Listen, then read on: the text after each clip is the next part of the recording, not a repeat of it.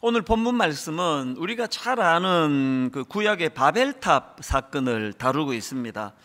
이 바벨탑 사건의 의미가 참 여러 가지로 조명이 되고 살펴볼 수 있는데요. 사실 하나님께서는 이제 노아 홍수가 끝난 이후에 이런 말씀을 주십니다. 창세기 9장 1절, 하나님이 노아와 그 아들들에게 복을 주시며 그들에게 이르시되 생육하고 번성하여 땅에 충만하라. 하나님은 이 노아의 후손들이 땅에 편만하게 흩어져서 이 하나님 만드신 피조 세계를 다스릴 것을 명령하셨는데 그들은 이런 하나님 명령에 불순종합니다. 그래서 나온 게 이 바벨탑 사건인데요. 오늘 본문 창세기 11장 4절을 보십시오. 또 말하되 자 성읍과 탑을 건설하여 그 탑 꼭대기를 하늘에 닿게 하여 우리 이름을 내고 온 지면에 흩어짐을 면하자 하였더니, 참 이런 불순종의 어떤 그 행동으로 나타난 게 이 바벨탑 사건이다. 이런 내용들을 이제 오늘 본문이 다루고 있는데요. 저는 먼저 이 본문의 그 전개 방식에서 굉장히 흥미로운 거 하나를 좀 발견을 했는데요. 이렇게 불순종해서 바벨탑을 쌓으려는 인간들의 시도를 오늘 본문의 흐름을 보니까 이 하나님과의 대결 구도로 그렇게 묘사해 가고 있다는 것입니다. 자, 이게 무슨 말씀인지 설명을 드리겠습니다. 자, 먼저 오늘 본문 3절을 보십시오. 인간의 하나님을 향한 그 불순종의 결과를 이렇게 표현합니다. 3절, 서로 말하되 자 벽돌을 만들어 견고히 굽자 하고 이에 벽돌로 돌을 대신하여 역청으로 진흙을 대신하고, 또 4절도 마찬가지입니다. 또 말하되 자 성읍과 탑을 건설하여 그 탑 꼭대기를 하늘에 닿게 하여 우리 이름을 내고 온 지면에 흩어짐을 면하자 하였더니, 이렇게 이게 하나님께 불순종하면서 이제 그 탑을 쌓으려는 그들의 시도를 이렇게 표현하는데요. 그랬더니 7절에 보니까 삼위 하나님이 똑같이 반응을 하십니다. 7절, 자 우리가 내려가서 거기서 그들의 언어를 혼잡하게 하여 그들이 서로 알아듣지 못하게 하자 하시고, 이 비슷한 구도로 설명을 하고 있는 걸 볼 수가 있습니다. 그런가 하면은 4절을 다시 한번 보십시오. 인간들이 이렇게 말합니다. 또 말하되 자 성읍과 탑을 건설하여 그 탑 꼭대기를 하늘에 닿게 하여, 그랬더니 5절, 여호와께서 사람들이 건설하는 그 성읍과 탑을 보려고 내려오셨더라. 보통 이런 표현 잘 안 쓰시지 않습니까? 무소부지하신 하나님인데 올라가시고 내려가시고가 어디 있습니까? 그런데 지금 여호와께서 사람들이 건설하는 그 성읍과 탑을 보려고 내려오셨더라는 이 표현은요, 4절에 그들이 성읍과 탑을 건설하여 그 탑 꼭대기를 하늘에 닿게 하여라는 이 시도에 대하여 이것들이 얼마나 허망한 것인가를 대조해서 설명하는 것이 내려오셨더라는 이 표현입니다. 이 구도가 좀 느껴지지 않습니까? 그런가 하면 이 사건의 결론도 마찬가지입니다. 4절에서 온 지면에 흩어짐을 면하자 하였더니, 그랬더니 9절, 여호와께서 거기서 그들을 온 지면에 흩으셨더라. 이 대결 구도 아닙니까? 이 하나님의 대결 구도는요, 창세기 2장에서도 발견이 되는데, 자 창세기 2장 16절 17절입니다. 여호와 하나님이 그 사람에게 명하여 이르시되 동산 각종 나무의 열매는 내가 임의로 먹되 선악을 알게 하는 나무의 열매는 먹지 말라. 그 다음 보세요. 내가 먹는 날에는 반드시 죽으리라 하시니라. 그랬더니 사단이 어떻게 유혹합니까? 창세기 3장 4절, 뱀이 여자에게 이르되 너희가 결코 죽지 아니하리라. 즉 하나님께서는 네가 먹는 날에는 반드시 죽으리라 말씀하시는데, 그 말씀에 대한 사탄의 반응은 네가 결코 죽지 아니하리라. 이 발견되는 게 하나 있지 않습니까? 하나님을 향한 인간의 불순종은요, 창조주 하나님과의 대결 구도로 몰고 가는 행위라는 겁니다. 제가 그 물철학을 강조하는 것도 마찬가지고요, 우리 아이들한테 종종 야, 너 인생 좀 쉽게 살아라. 뭘 그렇게 복잡하냐? 인생 정말 간단하거든요. 물이 위에서 아래로 흐르듯이 위에 계신 창조주 하나님의 질서를 따라 그분이 말씀하시고 그분이 명하시고 그분이 내려주시는 지침대로 거기에 순종해서 살아가는 이 질서 있는 삶, 이게 피조물인 우리 인간이 복잡하지 않게 사는 비결입니다. 사실 저도요, 젊은 시절을 되돌아보면 너무나 쓸데없는 데다가 인생을 많이 허비했다는 걸 느껴요. 요즘에는 제가 좀 인생을 좀 아끼는 게 또 느껴집니다. 예전처럼 낭비가 별로 없습니다. 그리고 생활이 굉장히 좀 단순해졌다 그럴까요?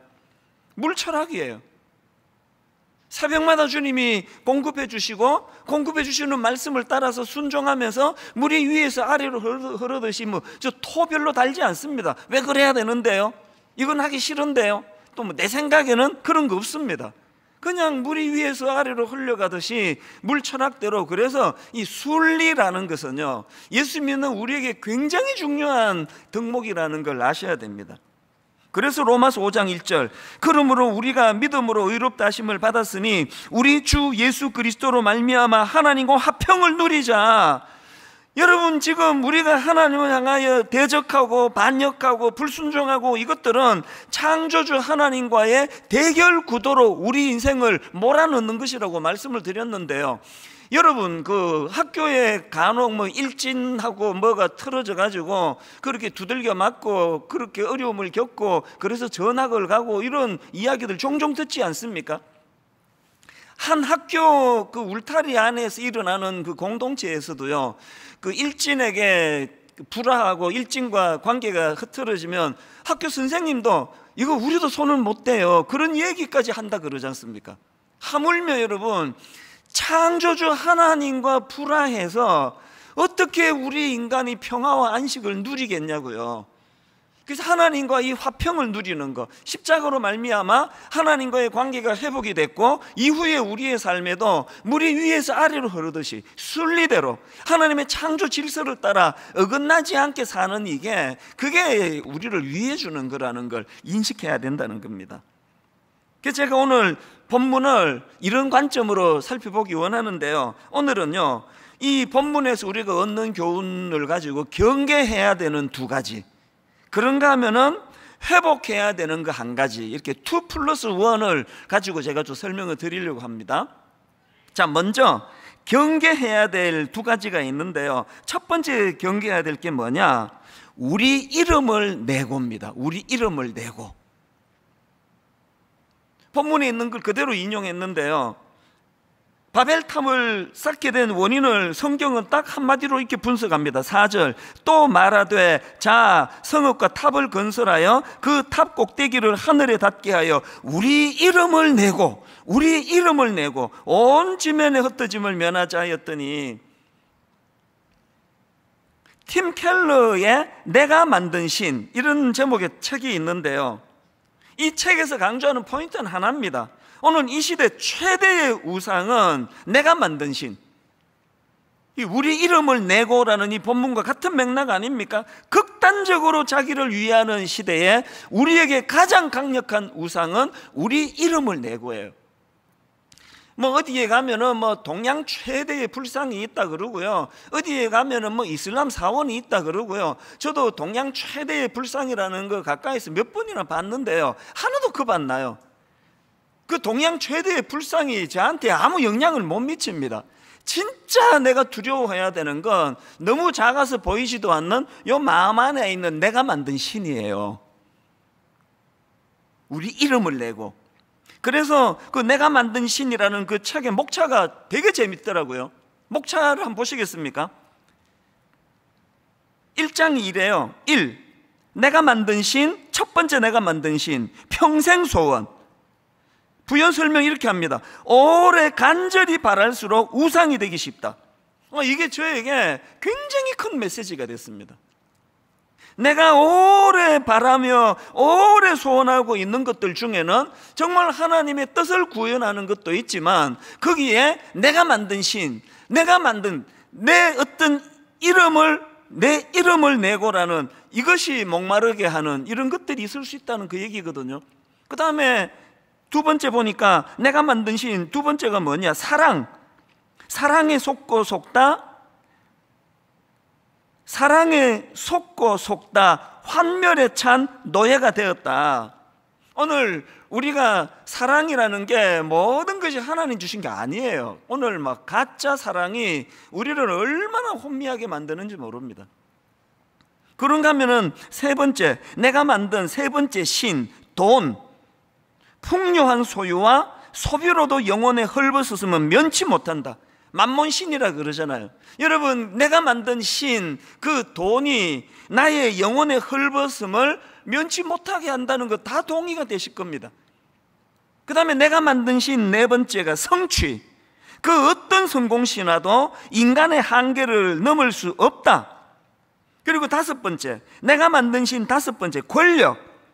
뭐 이런 식으로 쭉 이제 나열이 되는데요. 제가 한 몇 가지를 점검해 봐도 벌써 딱 이게 이천수 목사 안에 내가 만든 신 몇 가지가 이게 있을 것 같은데 두려움이 오는 겁니다. 여기 보니까 성취, 내가 이루어낸 그 무엇, 그게 내가 만든 신이 될 수 있다는 거. 그래서 나 대형 교회를 만들었어. 30몇 명으로 시작해서 뭐 엄청 큰 교회를 내가 만들었단 말이야. 그렇게 교회가 커진 것의 의미를 그런 식으로 부여하는 순간 이 대형 교회는 내가 만든 신이 돼버리는 겁니다. 여기 나와 있는 권력도 마찬가지 아닙니까? 여러분, 대형 교회 담임 목사가 이거를 악하게 쓰면 이게 권력이 될 수 있더라고요. 이 모든 걸 경계하지 않으면 거대한 불상이 내 영혼을 갉아먹는 어떤 무서운 흉기가 되는 게 아니라 나를 지나치게 위하는 것, 나를 극단적으로 위하는 태도, 이게 바로 우리 이름을 내고예요. 구약에 이것 때문에 망한 사람 뭐 여러 등장하는데요. 대표적인 인물이 사울 아닙니까? 사무엘상 15장 12절. 사무엘이 사울을 만나려고 아침에 일찍 일어났더니 어떤 사람이 사무엘에게 말하여 이르되 사울이 갈멜에 이르러 자기를 위하여 기념비를 세우고, 자기를 위하여 기념비를 세우고, 지금 사울 왕은 아말렉과의 전쟁에서 마치 자기 능력으로 승리한 것처럼 착각해가지고 자기 이름을 위하여 기념비를 세웠다는 거 아닙니까? 제가 조금 전에 내가 만든 신 그 항목 안에 성취, 권력. 그래서 저는 은퇴시가 나겠다고 여러분한테 미리 못을 박아버렸잖아요. 이게 마음에 충동이 있으면 발표를 해버려야 돼요. 이게 쐐기를 박아버려야 돼요. 아니, 은퇴식이 어때서? 저는 다른 모든 목사님들 다 은퇴식 하는 거 나쁘게 생각하지 않습니다. 그 목회를 점검하고 참 수고했다고 박수를 쳐드리고 격려해 드리는 거 절대 나쁜 거 아닙니다. 근데 저는 왜 이거를 안 하기로 결정했느냐? 그게 저에게 내가 만든 신이 될 위험이 감지되기 때문입니다. 그래서 그냥 언제 은퇴할지 모르지만, 그것도 또 뭐 제가 지금 마가복음 공부하고 막 그러다가 막 끝까지 끝내려고 이렇게 할 생각이 없습니다. 마가복음 중간에 역할 끝나면은 그렇게 하고 소리 없이 사라지는 거예요. 왜? 그게 자기를 위하여 기념비를 세우고에 대한 제가 적용한 말씀이기 때문에 그렇습니다. 이런 점에서 우리는, 여러분, 우리가 뭔가 중요한 결정을 해야 될 때 이 4절 말씀을 꼭 기억하시면 됩니다. 또 말하되 자 성읍과 탑을 건설하여 그 탑 꼭대기를 하늘에 닿게 하여 우리 이름을 내고 온 지면에 흩어짐을 면하자 하였더니, 여러분, 우리가 뭔가 중요한 결정을 할 때 이 우리 이름을 내고 이거 여부에 대한 점검이 반드시 필요하다는 겁니다. 요즘에 일만성도 파송 운동이 이제 초미의 관심사다 보니까 제가 이제 이거를 먼저 제가 묵상하다 보니까 일만성도 파송 운동 얘기가 자꾸 많이 나오는데요. 이것도 절제해야 되겠다는 생각을 해요. 이것도 제가 과유불급이라 그래서 이제 일만성도 파송 운동이라는 표현도 좀 줄여야 되겠다 그러는데, 그러나 이건 꼭 해야 되겠습니다. 많은 분들이 오해하세요. 이 도식을 만드셨는데 보니까 1만 성도 파송 운동에 29교회로 따라가면 하나님께 순종하는 거고, 안 따라가고 남으면 불순종하는 거고, 지역교회로 가는 것도 뭐 이상하게 해석을 하고, 이게 오늘 본문을 통해 정확한 지침을 받는 겁니다. 여러분, 29교회로 따라가셔도 그 동기가 내 이름을 내고에 있다면 그건 불순종이고요, 남아도 불순종이 될 수 있고 순종이 될 수 있고, 행위가 아니라 동기가 무엇이냐는 거예요. 여러분 꼭 기억하십시오. 결과가 중요하지 않습니다. 그리고 이거는 지난 여름에 하나님이 저에게 먼저 경고하신 말씀이에요. 제가 이제 5,000명 이하로 줄지 않으면 사임하겠다고 하나님께 약속을 드렸잖아요. 그래서 이제 막 오래 하고 싶어가지고 막 어떻게 해서든 이거를 성공하기 위해 가지고 여러분을 막 쥐어 짜듯이 몰아붙이면요, 그게 바로 1만 선도 파송 운동이 저에게 우리 이름을 걸고가 돼버린다는 겁니다. 그러다가 물철학을 얘기하는 거예요. 어떤 강요도 없습니다. 어떤 강요도 하면 안 됩니다. 여러분들 모두가 하나님 앞에 단독자로서 내 영광을 위하여, 내 이름을 위하여 어떤 결정하는 것이 아니라 하나님 앞에 자유하시는 거예요. 주시는 대로 29교회로 가시는 것이 하나님의 영광이 되시면 가시면 되고, 남으시면 되고, 지역의 작은 교회로 가시면 되고, 단 큰 교회는 절대 안 됩니다. 또 다른 큰 교회 만들자고 이렇게 하는 거 아니잖아요. 주님 안에서 자유하시는 것. 단 기준은 우리 이름을 내고, 우리 이름을 내고. 그래서 저는 우리가 경계해야 될 첫 번째를 아예 본문 그대로 제가 잡은 거예요. 우리 이름을 내고, 이게 내가 만든 신이 될 위험이 있다. 이 첫 번째 경계 대상. 그런가 하면 두 번째 우리가 경계해야 될 게 뭐냐, 악을 도모하는 어리석음. 이걸 경계해야 됩니다. 악을 도모하는 어리석음. 자, 본문 2절과 3절입니다. 이에 그들이 동방으로 옮기다가 신할 평지를 만나 거기 거류하며 서로 말하되, 의기투합이 잘 됐습니다. 서로 말하되, 자, 벽돌을 만들어 견고히 굽자 하고, 이에 벽돌로 돌을 대신하면 역청으로 진흙을 대신하고, 막 단합이 얼마나 잘 되는지 모릅니다. 여기 중요한 포인트가 있습니다. 여러분, 우리가 뭐 하나 됩시다, 연합합시다, 생각의 통일을 이룹시다, 뭉치면 살고 흩어지면 죽습니다, 이 구호는요, 하나는 맞고 둘은 틀려요. 이게 궁극적인 목표가 되면 안 됩니다. 우리가 뭉쳐야 되는 진짜 이유가 있다면 선을 도모하기 위해서예요. 선한 열매를 추구하기 위해서입니다. 그런데 죄성을 가진 우리는요, 여차하면은 잘 뭉치면 악을 도모하게 될 위험이 있다는 거, 이거를 우리가 경계해야 된다는 겁니다. 여러분이 아시다시피 마가복음 3장에 보면은 예수님이 안식일에 손 마른 장애인을 고쳐주시지 않습니까? 그랬더니 그거를 빌미로 이 적들이 주님을 죽이려고 그러는데요, 그 과정에서 마가복음 3장 6절을 보십시오. 바리새인들이 나가서 곧 헤롯 왕과 함께 어떻게 하여 예수를 죽일까 의논하니라. 제가 여기에 바리새인하고 헤롯 왕에게 굵은 글씨를 표현한 이유가 뭔지 아십니까? 지금 이 바리새인들과 헤롯 왕은요, 서로 앙숙이에요. 왜냐 하니까요, 바리새인들은 로마로부터 독립을 바라던 사람이었고요, 여기에 반해 가지고 헤롯 왕은 로마 당국에 충성을 다하던 사람이에요. 글쎄 뭐 우리 옛날 역사로 치면은 이게 뭐 친일파하고 또 뭐 반대편에 있는 사람들이 절대로 하나 될 수 없는 거랑 같은 거 아닙니까? 그런데 놀랍게도 이 앙숙인 바리새인들과 헤롯 당원들이 어떻게 하여 예수를 죽일까 의논하니라. 악을 도모하는 일에는 이렇게 단합이 잘 되는 거예요. 한 마음으로 악을 도모하는 거 아닙니까? 이게 죄성을 가진 인간의 모습이라는 겁니다. 창세기 3장 6절도 마찬가지입니다. 여자가 그 나무를 본즉 먹음직도 하고 보암직도 하고 지혜롭게 할 만큼 탐스럽기도 한 나무인지라 여자가 그 열매를 따먹고 자기와 함께 있는 남편에게 주매, 여자가 그 열매를 따먹고 자기와 함께 있는 남편에게 주매 그도 먹은지라. 근래에 이렇게 금술 좋은 부부를 처음 봤습니다. 얼마나 화목합니까? 그래서 망해버렸잖아요. 여러분 아시는 사도행전 5장에 나오는 아나니아와 삽비라 부부도 마찬가지 아닙니까? 악을 도모하는 일에 뭐 갈등이 없습니다. 그래서 망해버린 거 아닙니까? 오늘 여러분, 저와 여러분이 한 교회 안에서 참 단합하고 한 마음을 가지고 한 방향을 향해 가는 거 굉장히 중요하지만 거기에는 무슨 전제가 있습니까? 그래서 나타나는 열매가 선을 추구하는 거라야 되는 거예요. 이런 점에서 우리는 에베소서 4장 1절부터 3절, 그러므로 주 안에서 갇힌 내가 너희를 권하노니 너희가 부르심을 받은 일에 합당하게 행하여 모든 겸손과 온유로 하고 오래 참음으로 사랑 가운데 스스로 용납하고, 그 다음 보세요. 이 모든이 어떻게 가능하냐? 평안에 매는 줄로 성령이 하나 되게 하신 것을 힘써 지키라.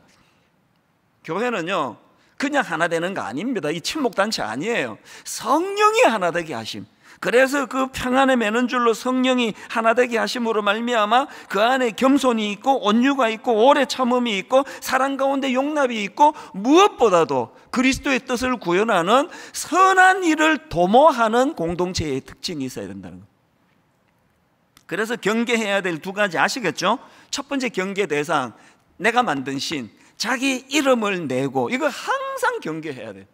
그럼 두 번째 경계가 악을 도모하는 어리석은 태도, 이것을 우리가 경계해야 된다. 이게 이제 2+1 할 때 이제 두 가지 우리가 경계해야 되는 거고요. 그런가 하면은 한 가지 회복해야 될 게 있는데요. 그게 뭐냐 하니까 하나님의 꿈을 나의 꿈으로 성화시키기.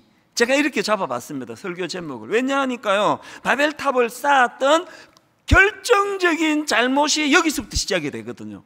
이게 무슨 말씀이냐? 아까 제가 창세기 9장 1절 2절 읽어드렸는데 세 번역으로 한번 보시면요, 하나님이 왜 편만하게 사람들을 헛기 원하셨는지 우리 하나님의 꿈이 여기에 나타납니다. 자, 보십시오. 창세기 9장 1절 2절, 하나님이 노아와 그의 아들들에게 복을 주시며 말씀하셨다. 생육하고 번성하여 땅에 충만하여라. 땅에 사는 모든 짐승과 공중에 나는 모든 새와 땅 위를 기어다니는 모든 것과 바다에 사는 모든 물고기가 너희를 두려워하며 너희를 무서워할 것이다. 그 다음 보세요. 내가 이것들을 다 너희 손에 맡긴다. 내가 이것들을 다 너희 손에 맡긴다. 왜 하나님이 흩어지기를 원하셨다고요? 하나님이 만든 모든 피조세계를 너희 손에 다 맡겼다. 그것들을 너희가 다스리기를 원한다. 근데 여러분, 사실은요, 이게 지금 노아의 홍수 이후에 하나님 주신 이 말씀은요, 사실은 인간을 창조하신 직후에 주신 말씀입니다. 창세기 1장 28절, 하나님이 그들에게 복을 주시며 하나님이 그들에게 이르시되 생육하고 번성하여 땅에 충만하라. 땅을 정복하라. 바다의 물고기와 하늘의 새와 땅에 움직이는 모든 생물을 다스리라 하시니라. 하나님께서 인간을 창조하시고 이 문화 명령을 통하여 하나님의 피조세계를 다스리라는 하나님의 꿈을 그들에게 주셨는데, 불행하게도 인간의 반역으로 말미암아 그 하나님의 꿈을 짓밟아 버렸잖아요. 그래서 그들이 물 심판을 받는, 홍수 심판을 당하는 비참한 역사가 기록되어 있는데요, 놀랍게도 9장 1절에서 하나님이 주셨던 흩어지기를 원하시는 생육하고 번성하여 땅에 충만하여라. 내가 이것들을 다 너희 손에 맡긴다. 어제 제가 이 말씀을 묵상하면서 오후쯤에 막 너무너무 가슴이 벅찬 거예요. 기회를 잃어버린 그들이잖아요. 하나님의 꿈을 짓밟아버린 그들이잖아요. 하나님의 말씀에 불순종하고 악한 원수 마귀의 말에 귀를 기울여 하나님의 권위를 밟아버린 그들이잖아요. 현실은 홍수 이후에 파괴된 것들밖에 없습니다. 아무것도 없습니다. 그 끔찍한 상황에서 우리 하나님이 꿈으로 선포해 주신 게 9장 1절 2절이거든요. 왜 바벨탑을 쌓았다고요? 이 위대하신 하나님, 다시 기회를 주시는 하나님, 꿈으로 회복되기를 원하시는 하나님 마음을 몰라도 너무 모르니까 이따위 짓을 하는 거 아닙니까? 여기서 탑 쌓고 우리끼리 잘 살아보자.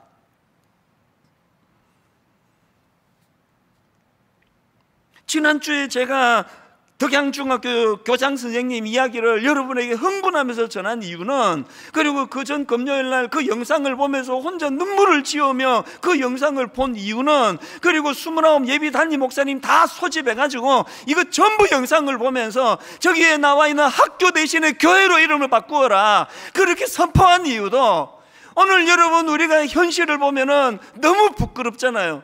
주님의 피로 값주고 산 교회가 어떻게 이렇게 이 사회의 천덕꾸러기가 될 수 있는지, 말로 다 할 수 없는 비참한 자리에 빠져 있는 이 현실 가운데 하나님께서는 창세기 9장 1절로 다시 우리에게 꿈을 회복시켜 주신다는 거예요. 그 꿈으로 장착하기 전에 개척하면 안 된다. 그 꿈으로 장착하기 전에 1만 선도 파송 운동 스타트하면 안 된다. 지난 주 중에요, 그 교장 선생님이 쓰신 그 책 제목이 무엇이 학교를 바꾸는가, 그 책을 제가 구해서 읽으면서 또 많은 감동을 받는 겁니다. 그 교장 선생님이 쓴 책을 딱 펼치니까요, 책 첫머리에 그 프롤로그 제목이 학교가 아프다 이렇게 돼 있더라고요. 그 내용 한번 들어보세요. 우리나라 학생들이 아프다. 몸보다 마음이 더 많이 아프다. 학생만 아픈 게 아니라 교사도 아프고 학부모도 아프다. 한결같이 몸보다 마음이 더 많이 아프다. 행복한 미래를 꿈꾸고 서로 희망을 보듬어주며 살아가는 공간이 학교일진데 어찌된 일인지 모두 상처받고 아픈 마음이 시작되는 곳이 학교가 되어버렸다. 여러분이 크리스찬 교장 선생님, 그 덕양중학교 폐교 권고를 받을 만큼 위기에 빠져있던 그 학교에 예수 잘 믿는 교장 선생님이 한 분이 그 학교에 부임을 했을 때 그 학교가 놀라운 변화가 일어나고, 여러분 그 영상 보신 분 계시잖아요. 오늘 예배 끝나면 우리 홈페이지가 다시 한번 보세요. 세상에 그렇게 황폐해져 폐교 위기에 처한 그 학교 아이들이 졸업식 하는데 너무너무 아쉬워서 학교를 떠난다는 게 눈물을 펑펑 쏟으면서 그것이 제 가슴을 뛰게 했다는 거예요. 그래서 저는 이 학교가 아프다, 이 프롤로그 제목과 내용을요 이렇게 고쳐서 제가 읽고 묵상을 한 겁니다. 학교가 아프다 대신에 저는 목사니까 교회가 아프다, 그 여기 나와 있는 학생 대신에 성도로 다 고쳐서 제가 읽었어요. 우리나라 성도들이 아프다. 몸보다 마음이 더 많이 아프다. 성도만 아픈 게 아니라, 여기 나와 있는 학생만 아픈 게 아니라 교사도 아프고 학부모도 아프다. 이걸 이렇게 고쳐 읽었어요. 성도만 아픈 게 아니라 목사도 아프고 전도사도 아프다. 한결같이 몸보다 마음이 더 많이 아프다. 오늘 우리는요, 노아의 홍수 이후에 하나님께 반역하고 그 놀라운 땅에 번성하고 충만하시는 하나님 말씀에 불순종했던 그 결과물 앞에 서 있는 것처럼 학교는 아프다, 교회는 아프다. 놀랍게도 여기서 여러분 창조가 시작이 되는 겁니다. 왜요? 다시 기회를 주시는 하나님. 그 무서운 물심판으로 끔찍한 비극이 벌어진 그 현장에서 우리 하나님 주신 가장 먼저 주신 주님의 말씀이 생육하고 번성하여 땅에 충만하여라. 내가 이것들을 다 너희 손에 맡긴다. 이 하나님의 꿈이 이해가 되질 때에 바벨탑 짓는 이런 짓 하지 않습니다.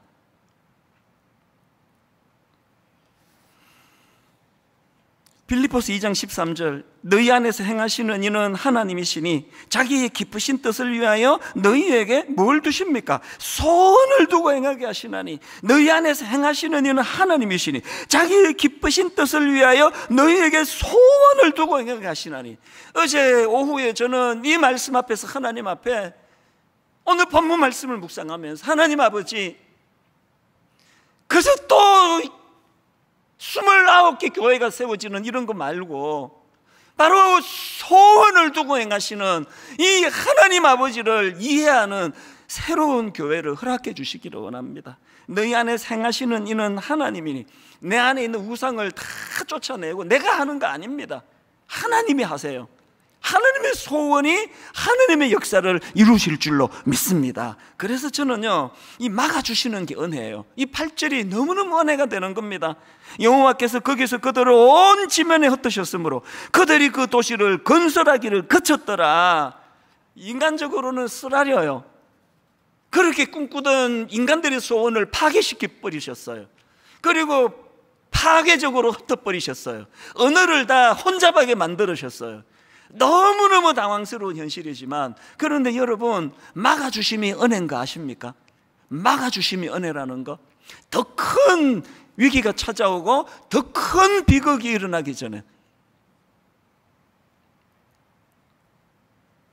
오늘 저는 저와 여러분 안에 있는 우상들을 주님이 다 회파해 주시기를 원합니다. 그리고 이 잘못된 내 이름을 위하여 건설한 모든 바벨탑이 다 무너지는 아픔을 겪게 되기를 바랍니다. 그리고 그 쓰라린 아픔에서부터 창세기 12장부터 아브라함의 역사가 시작이 되는 거거든요. 결론을 이렇게 맺기 원합니다. 제가 앞에서 언급했던 내가 만든 신 그 책의 에필로그에 보니까요, 가짜들에게 결별을 선언하다, 가짜들에게 결별을 선언하다. 그리고는 이런 글이 있더라고요. 참 하나님으로 대체하지 않으면 계속 대상만 바뀔 것이다. 참 하나님으로 대체하지 않으면 계속 대상만 바뀔 것이다. 그리고 그 책 프롤로그에 보면은 우상 생각보다 훨씬 더 위험하다 그러면서요, 제가 빨간 글씨로 여기다 옮겨 적어놨습니다. 이런 글을 봤습니다. 내가 만든 신은 반드시 나를 배신한다. 내가 만든 신은 반드시 나를 배신한다. 여러분, 지금 인생에 공허가 밀려오고 이렇게 불안하고 두려움으로 걷잡을 수 없는 거, 그게 혹시 여러분이 만든 신이 여러분을 배신해서 생긴 결과라는 생각은 못 해보셨습니까? 여러분이 만든 신은 반드시 배신해요. 왜 제가 은퇴식도 안 할 생각을 합니까? 왜 제가 나서는 거 좋아하는 내 성격에 혹여라도 내가 만든 신 앞에 하나님의 이름이 어려움을 겪으실까 봐 부들부들 떠는 이유는요, 딱 이 한마디예요. 내가 만든 신은 반드시 나를 배신한다. 저를 공허함으로 몰고 가고 싶지 않기 때문에 내가 만든 신을 의지하지 않습니다. 오늘 저는 이 찬양으로 결론을 맺기 원하는데요, 제목이 시선입니다. 내게로부터 눈을 들어 주를 보기 시작할 때, 내게로부터 눈을 들어 주를 보기 시작할 때 주의 일을 보겠네. 여러분, 이 가사를 주목하셔야 됩니다. 모든 시선을 주님께 드리고 살아계신 하나님을 느낄 때, 모든 시선을 주님께 드리고 살아계신 하나님을 느낄 때, 그때야 비로소 내 삶은 주의 역사가 되고 하나님이 일하기 시작하네. 교회가 아파요. 성도들이 아파요.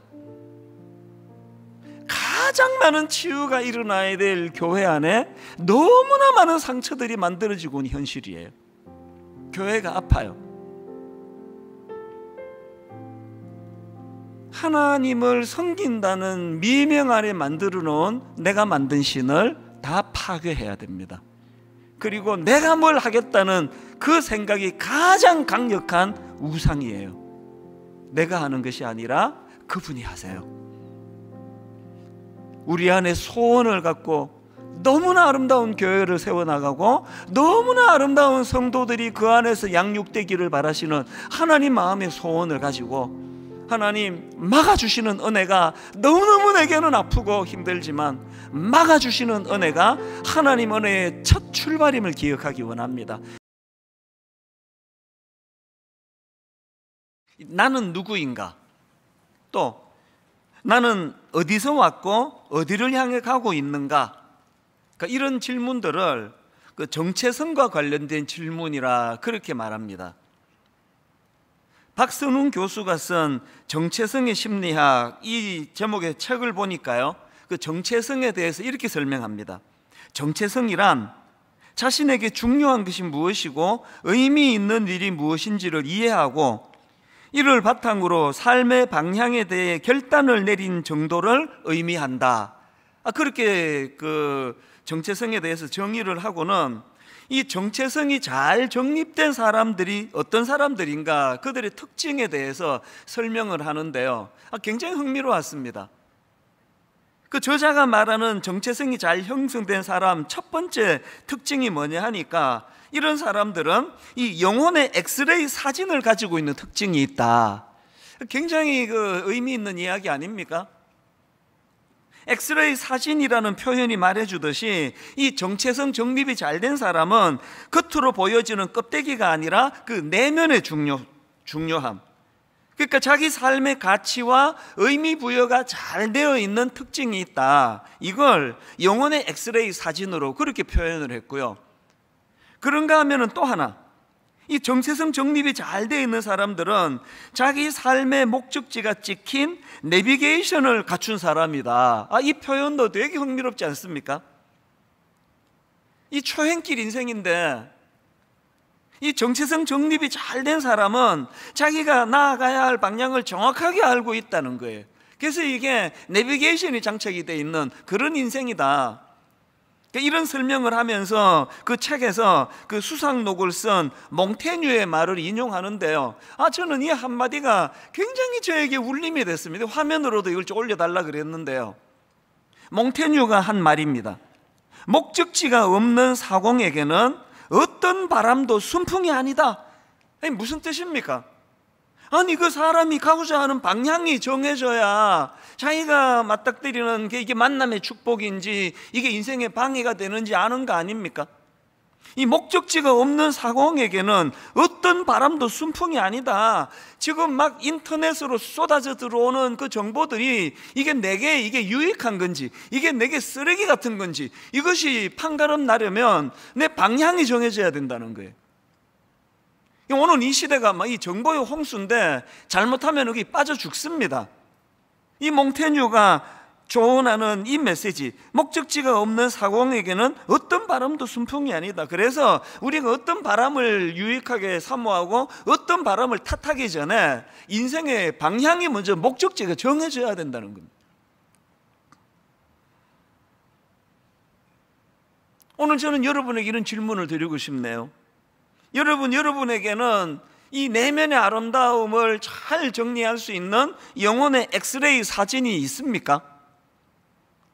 여러분에게는 이 초행길 이생길에 혼미하지 않는 인생의 내비게이션이 장착되어 있습니까?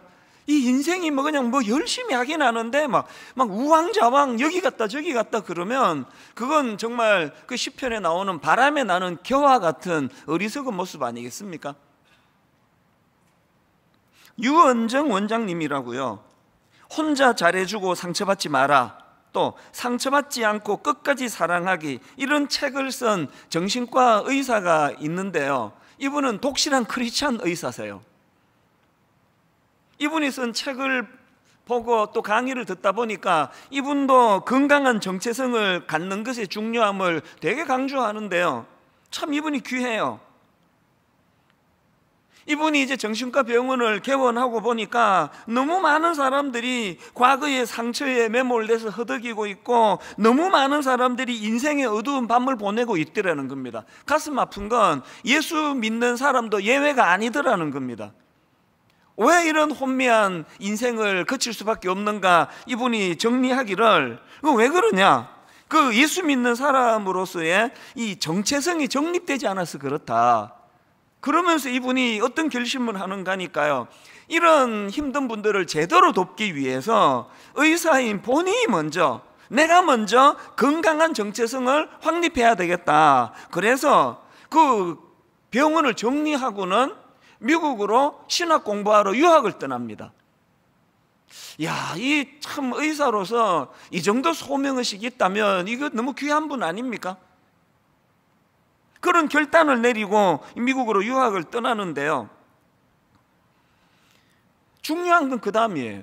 제가 이분이 쓴 책을 읽다 보니까 그 저자 소개란에 이런 글이 있었습니다. 개원한 병원이 자리 잡기 시작했을 때 신학 공부를 위해 미국으로 훌쩍 떠났다. 하지만 광야 같은 그곳에서 지식은 해답이 되지 못했고, 그래서 갈급함만 더해갈 무렵, 그 다음 들어보세요. 광야 같은 그곳에서 지식은 해답이 되지 못했고, 그래서 갈급함만 더해갈 무렵 하나님의 말씀을 통해 자신의 정체성과 사명을 깨닫게 되었다. 유학 갈 필요가 없었네요. 이 말씀이 인생의 영적인 내비게이션도 마련해주고, 이 말씀이 내 내면의 건강함을 보여주는 영적인 엑스레이 사진도 제공해 준다는 거예요. 저는 오늘부터 구약의 인물 아브라함에 대해서 살펴보려고 하는데요, 그동안 살펴보던 마가복음을 잠깐 내려놓고 이 아브라함에 대해서 같이 함께 살펴봐야 되겠다, 이런 결심을 한 이유가 있습니다. 지금 우리 모두는 다 위기예요. 지금 코로나19가 2년째 지금 다가오고 있는데, 이게 지금 잦아들지 않고 주사 2번 다 맞았는데, 어제도 이게 또 이 확진자가 신기록을 세웠다, 이제 다음 주에는 4,000명을 돌파할지 모른다, 이게 언제 끝날지 모르니까 모두가 지금 다 지쳐있는 상황 아닙니까? 그리고 우리 교회는 1만 성도 파송 운동이라고 하는 너무나 중요한 하나님 앞에서의 이 과업이 있는데, 이런 것들에 대하여 우리가 이런 정확한 하나님이 주신 정체성을 정립하지 않으면요, 길을 잃어버릴 위험이 있습니다. 그래서 여러분, 이렇게 코로나19로 말미암아 온 나라가 전 세계가 혼란함에 빠져 있는 이런 때일수록 우리 내면을 살필 수 있는 영혼의 엑스레이 사진이 필요하고요, 여러분, 이렇게 온 나라가 다 혼란에 빠질 때일수록 내가 나가야 될 목적지를 밝혀주는 영혼의 내비게이션이 장착됐는지를 점검하셔야 되는 겁니다. 그래서 여러분, 이제 오늘부터 살펴보게 될 이 아브라함에 대한 공부를 쭉 하면서, 아브라함이 중요한 게 아니에요. 야곱을 살펴봐도 되고, 이삭을 살펴봐도 되고, 사도 바울을 살펴봐도 됩니다. 중요한 건 인간이 아니에요. 그 혼미한 아브라함에게 갈 바를 가르쳐 주시고, 그에게 영적인 내비게이션을 장착해 주시는 건강한 내면을 가져다 주시는 하나님이 중요하시죠. 하나님, 이 하나님이 어떻게 인도하시는가, 이런 중심을 가지고 아브라함에 대해 살펴보려고 하는데요, 오늘은 그 첫째 시간으로 창세기 12장 1절에 나온 이 한마디요, 여호와께서 아브라함에게 이르시되 너는 너의 고향과 친척과 아버지의 집을 떠나 내가 너에게 보여줄 땅으로 가라. 이제 앞으로 이 부분들 다 분석해 가겠지만, 오늘은 이 짧은 이 한마디, 여호와께서 아브라함에게 이르시되, 지난 여름 내내 제가 이 말씀을 묵상하면서 얼마나 큰 은혜를 받은지 모릅니다. 여러분이 짧은 한마디, 여호와께서 아브라함에게 이르시되, 이 짧은 한마디가 아브라함의 삶에 얼마나 깊은 영향을 미쳤는가, 이걸 좀 살펴보자는 거예요. 앞에서 그 유원정 원장님이 갈급한 마음으로 미국으로 유학을 떠났지만, 신학 공부를 통해서도, 유명한 신학과 교수님을 통해서도 얻지 못했던 내 자신의 정체성과 사명에 대하여 하나님의 말씀이 그것을 깨닫게 해주셨다. 그래서 저는요, 요 제 원고에 빨간 글씨로 여호와께서 이찬수 목사에게 이르시되, 아브라함 이름을 쏙 빼고 제 이름을 넣어서 지금 묵상을 했거든요. 이제 이 아브라함에 대해 살펴보는 동안에 여러분 모두가 다 이런 욕심을 좀 내시면 좋겠습니다. 왜 아브라함만 그래? 여호와의 말씀이 이찬수 목사에게 이르시되, 여호와께서 어느 권사에게 이르시되, 여호와께서 어느 집사에게 이르시되, 청년에게 이르시되, 모두가 이런 마음의 소원을 가지고 미국 유학까지 갈 정도로 갈급했던 그 원장님이지만, 그런데 하나님의 말씀이 그에게 임하니까 내 이 정체성과 소명이 다 정리가 되더라. 이 부러운 일들이 여러분에게도 저에게도 그대로 일어나게 되기를 바랍니다. 이 소원이 우리에게 필요한 거예요.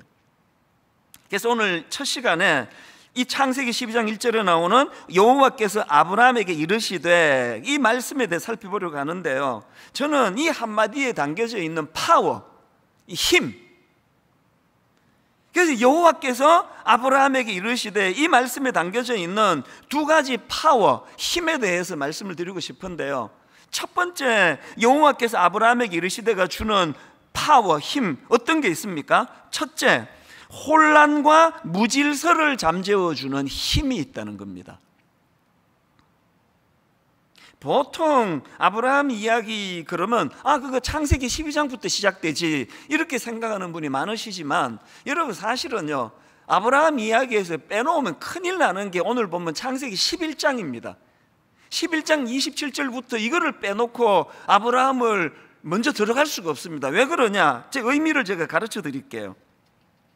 자, 창세기 11장 27절. 데라의 족보는 이러하니라. 데라는 아브라함의 아버지거든요. 그러니까 데라의 족보는 이러하니라, 이게 또 아브라함의 족보. 저는 이 데라의 족보, 아브라함의 족보를 읽으면서 마음이 너무 슬퍼요. 인간의 한계를 저는 여기서 발견을 합니다. 자, 그 뭔 소리냐? 자, 먼저 창세기 11장 27절 28절입니다 데라의 족보는 이러하니라. 데라는 아브라함과 나홀과 하란을 낳고 하란은 롯을 낳았으며 하란은 그 아비 데라보다 먼저 고향 갈대아인의 우르에서 죽었더라. 인간 족보의 역사에 첫 번째 나오는 게 너무 가슴이 아파요. 아버지보다 먼저 죽은 자식. 여러분, 아비로서 이것보다 더 슬픈 일이 있겠습니까? 이것보다 더 절망이 있겠습니까?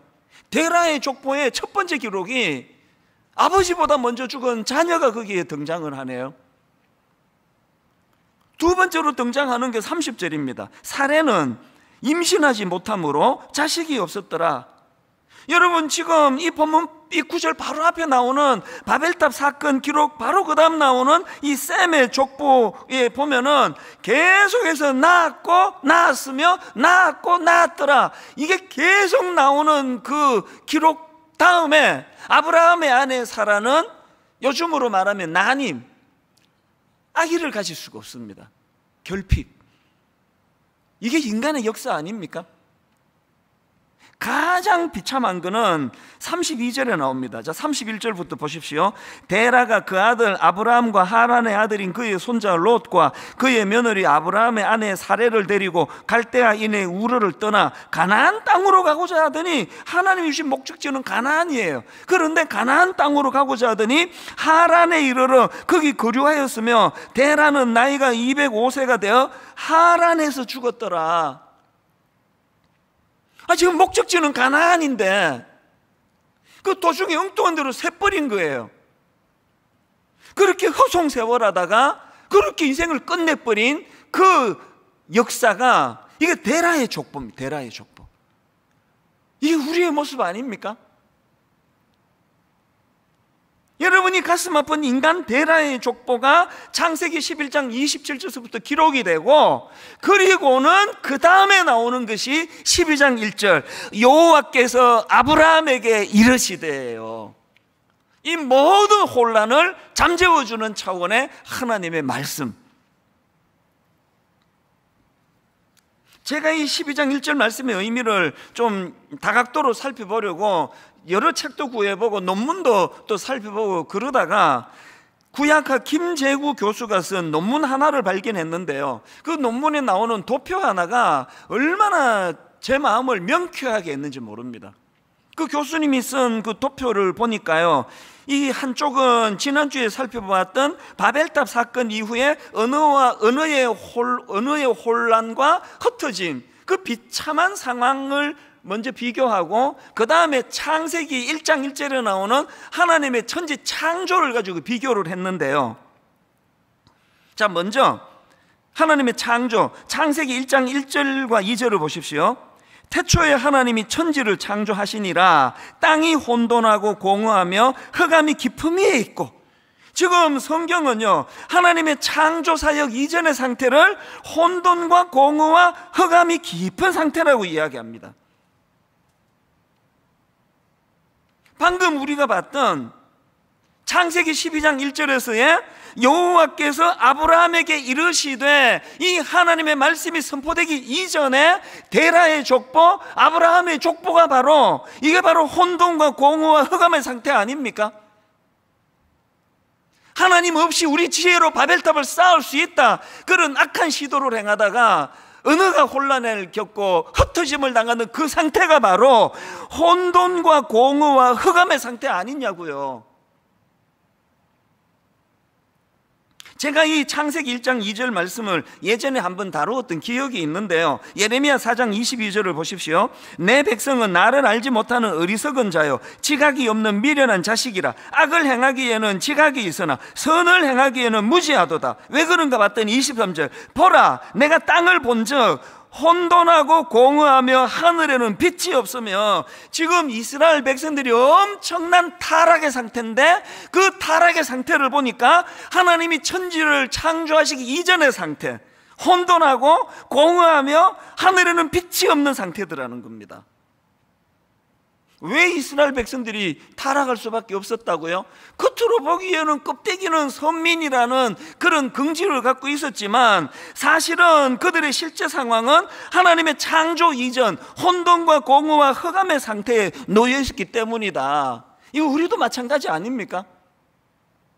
이력서에다가 기독교 종교를 안에 그렇게만 쓰면 우리가 혼란이 없고 혼돈이 없는 그런 하나님의 자녀가 되는 겁니까? 아니 여러분, 예수 믿는데 아니 왜 자꾸 이렇게 인생이 허무한 거냐고요. 아니 여러분, 분명히 예수 믿는데 왜 인생이 하나님의 창조 이전과 똑같이 혼돈과 공허와 흑암이 깊은 그런 상태에 빠지느냐고요. 체리 힐이 쓴 공허함이라는 그 책에 나오는 이 표현이요, 이 땅을 살아가는 우리 인생에게 불쑥불쑥 찾아오는 불청객이 두 가지가 있는데, 하나는 감기고 또 하나는 공허함이다. 아니 예수 믿었는데 이제 하나님이 나를 인도하시는 내 아버지가 되셨다 고백하는데, 어떻게 뭐 감기는 어떻게 할 수 없다 치더라도 어떻게 공허함이 내 인생에 지멋대로 불쑥불쑥 찾아오는 불청객이 되도록 방치할 수 있느냐는 겁니다. 왜 이런 허무함이 밀려온다고요? 지금 하나님은 가나안을 목적지로 가라고 그렇게 인생의 내비게이션을 장착해 줬는데, 지금 우리는 하란이라는 엉뚱한 곳에 기웃거리고 있어서 그런 거 아닙니까? 인생이 혼란스러우세요? 막 공허하세요? 지금이야말로 창세기 12장 1절 말씀이 들려져야 될 때입니다. 여호와께서 누구누구에게 이르시되. 근데 여기서 한 가지 흥미로운 게 있는데요, 자 다시 이제 그 천지를 창조하시던 창세기 1장으로 가시는데요, 자 창세기 1장 3절입니다.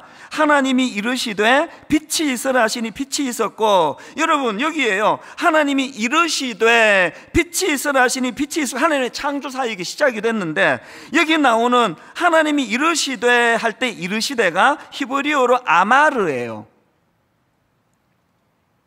그런데 중요한 게 뭐냐, 하나님이 그 흑암과 그 혼돈과 공허 속에 빠져있던 그 세상을 창조하실 때 사용하셨던 아마르, 이르시되, 이게요 그 혼란한 데라의 족보가 기록된 11장이 끝나자마자 나오는 12장 1절에서 여호와께서 아브라함에게 이르시되, 여기 나오는 이르시되가 이게 히브리어로 아마르예요.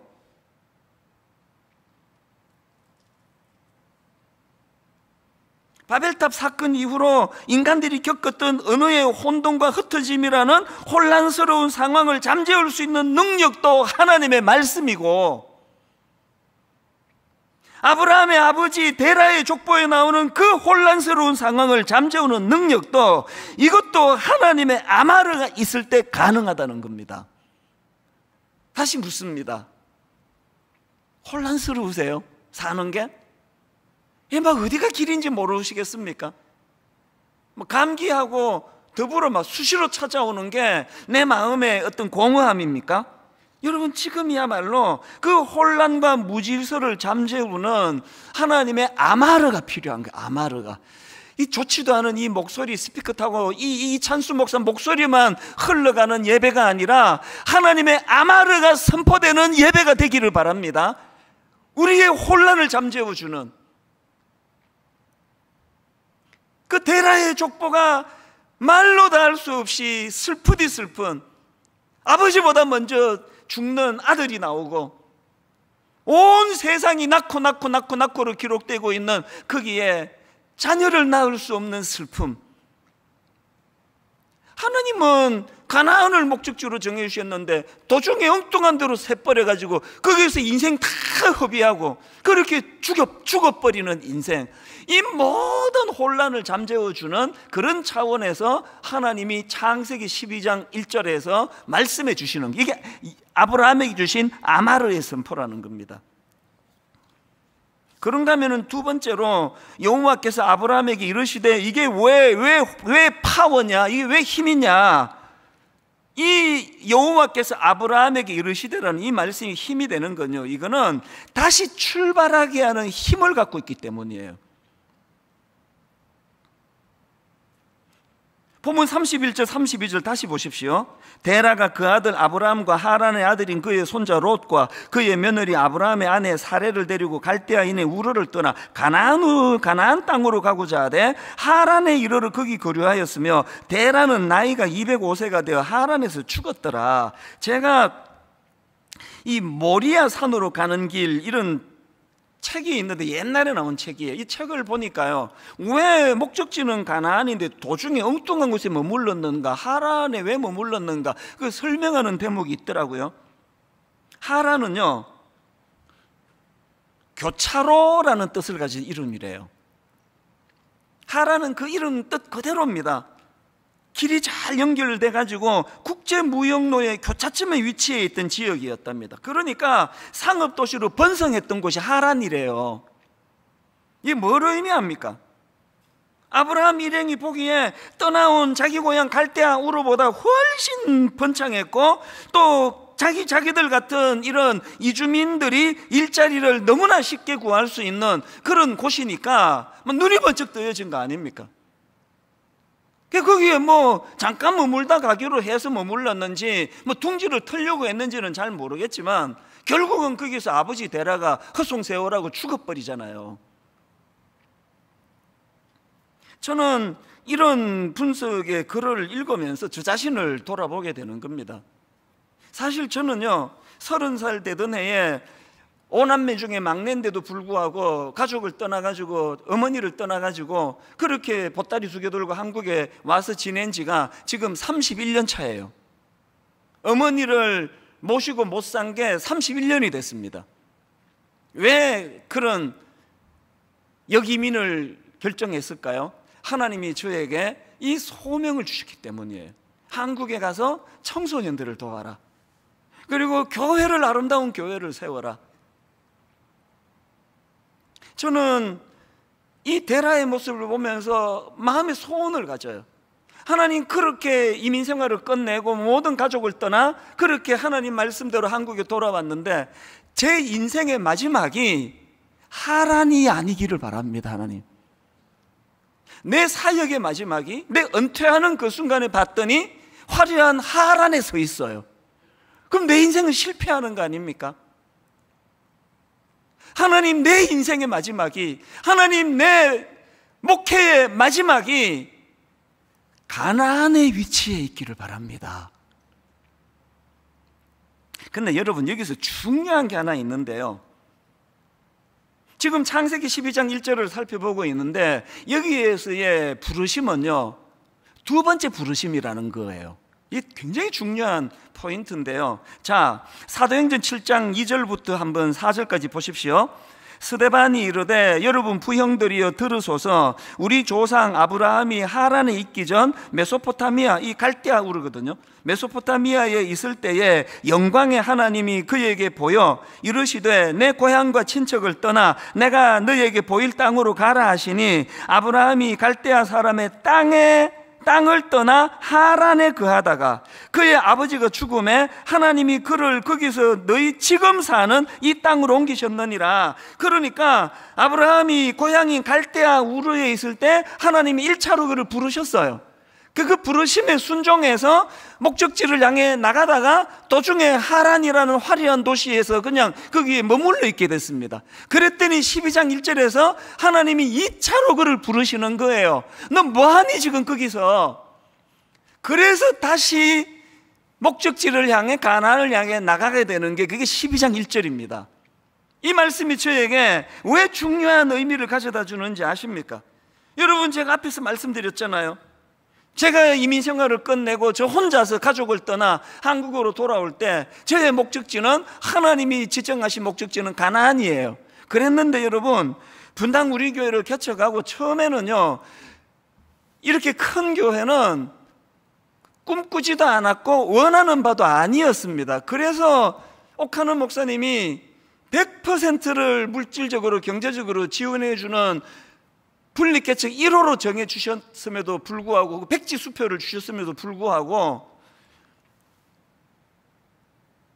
70평짜리 엘리베이터도 없는 상가 4층에다가 얻은 거 아닙니까? 그래서 옥 목사님께 그 견적서를 드리니까, 아니 왜 이것밖에 청구를 안 했어? 그러셨어요. 엘리베이터도 없는 상가 4층에 그 70평짜리에 그 70평이면 뭐 어느 만한지 여러분 짐작도 못 하실 거예요. 거기에 무슨 뭐 화장실 내고 복도 내고 주일학교 내면 그 뭐 어른들 모이는 공간이고 몇 명 모이겠냐고요. 그렇게 시작을 했는데 인근 교회에서 맞고 뭐 또 이렇게 흘러 여기까지 왔다가 정신 차리고 보니까 분당 우리 교회 대형 교회가 돼 있네요. 제가 뭐가 두려운지 아십니까? 내가 은퇴할 때 목적지가 가나안이어야 되는데 내가 발을 딛고 있는 게 지금 분당 우리 교회가 저에게 너무나 화려한 하란이 돼버린 거 아닙니까? 너무 좋은 분들이 막 구름대처럼 몰려드시죠? 우리 교역자들 하나같이 너무너무 인격적이고 좋은 교역자들이죠? 막 여기서 뭐 마음만 먹으면 못하는 일이 없습니다. 뭐든지 뭐 마음먹은 대로 다 할 수 있는 이곳이 혹시라도 저에게 이 화려한 하란이 아닌가? 그래서 제가 젊은 시절에 꿈꾸었던 가나안을 향한 꿈을 지금 잊어버리고 여기서 지금 여기가 좋사오니 나 대형교회 목사인데 이러고 있으면 내 인생은 대라가 되는 게 대라가. 그래서 두려운 겁니다. 여러분, 우리 젊은 시절 기억하시지 않습니까? 대학교 다닐 때 그 캠퍼스를 바라보면서 꿈을 꾸고 그 캠퍼스의 복음화를 위하여 눈물을 흘리며 기도하고, 참 가난한 별 볼 일 없던 그 대학교 1학년 2학년 시절에 그 술을 못 마시니까 콜라 페트병 이런 거 몇 개 사놓고 밤을 새면서 그 콜라 마시고 과자 씹어 먹으면서 정말 꿈을 꾸었던 시절이 있잖아요. 그때 제가 소속된 SFC라는 그 학생신앙운동 그 단체에서 SFC 강령 이 다 외우게 했는데요, 요즘도 가끔씩 대내입니다. SFC 강령, 우리는 개혁주의 신앙과 생활을 확립하여 세상의 빛과 소금이 됨을 우리의 목적으로 한다. 우리의 사명은 다한 것 같다. 개혁주의 신앙의 대한교회 건설과 국가와 학원의 복음화, 개혁주의 신앙의 세계교회 건설과 세계의 복음화, 그리고 하나님 중심, 성경 중심, 교회 중심을 대내었던 그 젊은 시절이 있는데, 대형교회 목사가 돼가지고 이 화려한 분당 우리 교회가 저에게 화려한 하란이 되어서 여기에 내가 지금 머물고 있는 건 아닌가, 그 두려움이 있어서 이 강령을 자꾸 외우는 거거든요. 여러분은 어떠십니까? 여러분 그런 꿈꾸던 시절이 있으셨잖아요. 여러분 그런 때가 있지 않으셨냐고요. 그 어린애가 고등부 수련회 가서 눈물을 흘리면서 세상의 그 어린 중학교애가 타락한 우리 대한민국을 위해 기도하자 그랬을 때 땅을 치면서 이 땅을 회복시켜 달라고 기도하던 그런 시절이 있으셨잖아요. 저도 기억이 생생합니다. 어쩌다가 목적지를 잃어버리고 화려한 하란에 머물게 되셨느냐고요. 여러분, 지금이야말로 저와 여러분이 두 번째 부르심이 필요합니다. 하나님의 두 번째 부르심. 최근에 우리 교회에서 청소년 사역만 하던 목사님이 전라도 광주에 있는 조그만한 교회로 부임을 해갔습니다. 제 기억으로 한 6, 70명, 7, 80명 모이는 아담한 교회인데요, 의외였습니다. 이 목사님이 저한테 오더니 전라도 광주에 이런 교회에서 청빙이 왔는데 거기로 가려고 합니다. 그렇게 저한테 상담을 하러 왔어요. 제가 진지하게 말했습니다. 왜 이렇게 서두르냐고. 아니 지금 교구 사역도 안 해보고 중등부만 하다. 저도 그런 입장인데 사실은 저도 뭐 그렇게 어른 목회도 안 해보고 개척을 했긴 한데 당신은 안 그러면 좋겠다. 그래서 제가 진지하게 숙제를 줬어요. 아내와 함께 정말 하나님의 뜻을 구하는 기도를 드려봐라. 하나님의 응답이 있으면 그때 나한테 다시 오라고. 그랬더니요, 이 목사님이 며칠 뒤에 왔어요, 저한테. 그러면서 고백하기를, 사실은 목사님, 그 광주에 있는 그 교회가 청빙을 해서 제가 가는 게 아니고요, 바로 그 이전서부터 마음에 갈급함이 생겼어요. 그래서 아내와 함께 기도하고 있었대. 무슨 기도했느냐?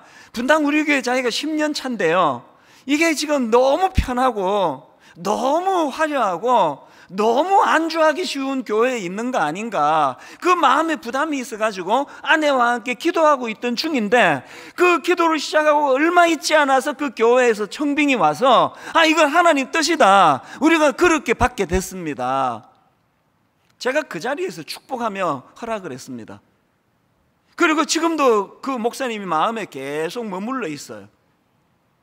어른 목회도 안 해본 이 목사님이 낯선 전라도 광주에서 참 그 한 6, 70명이라 그러면 막 서로가 너무 잘 아는 이런 사이일 텐데, 하나님, 이 목사님이 그 광주의 그 교회가 하나님이 허락하신 목적지 가나안인 줄 믿습니다. 이 꿈을 가지고 있다면 위치가 필요합니까? 꼭 서울이라 해야 됩니까? 수도권에서만 목회하는 겁니까? 하나님이 부르시는 그 자리가 바로 하나님이 원하시는 목적지 가나안인 줄 믿습니다.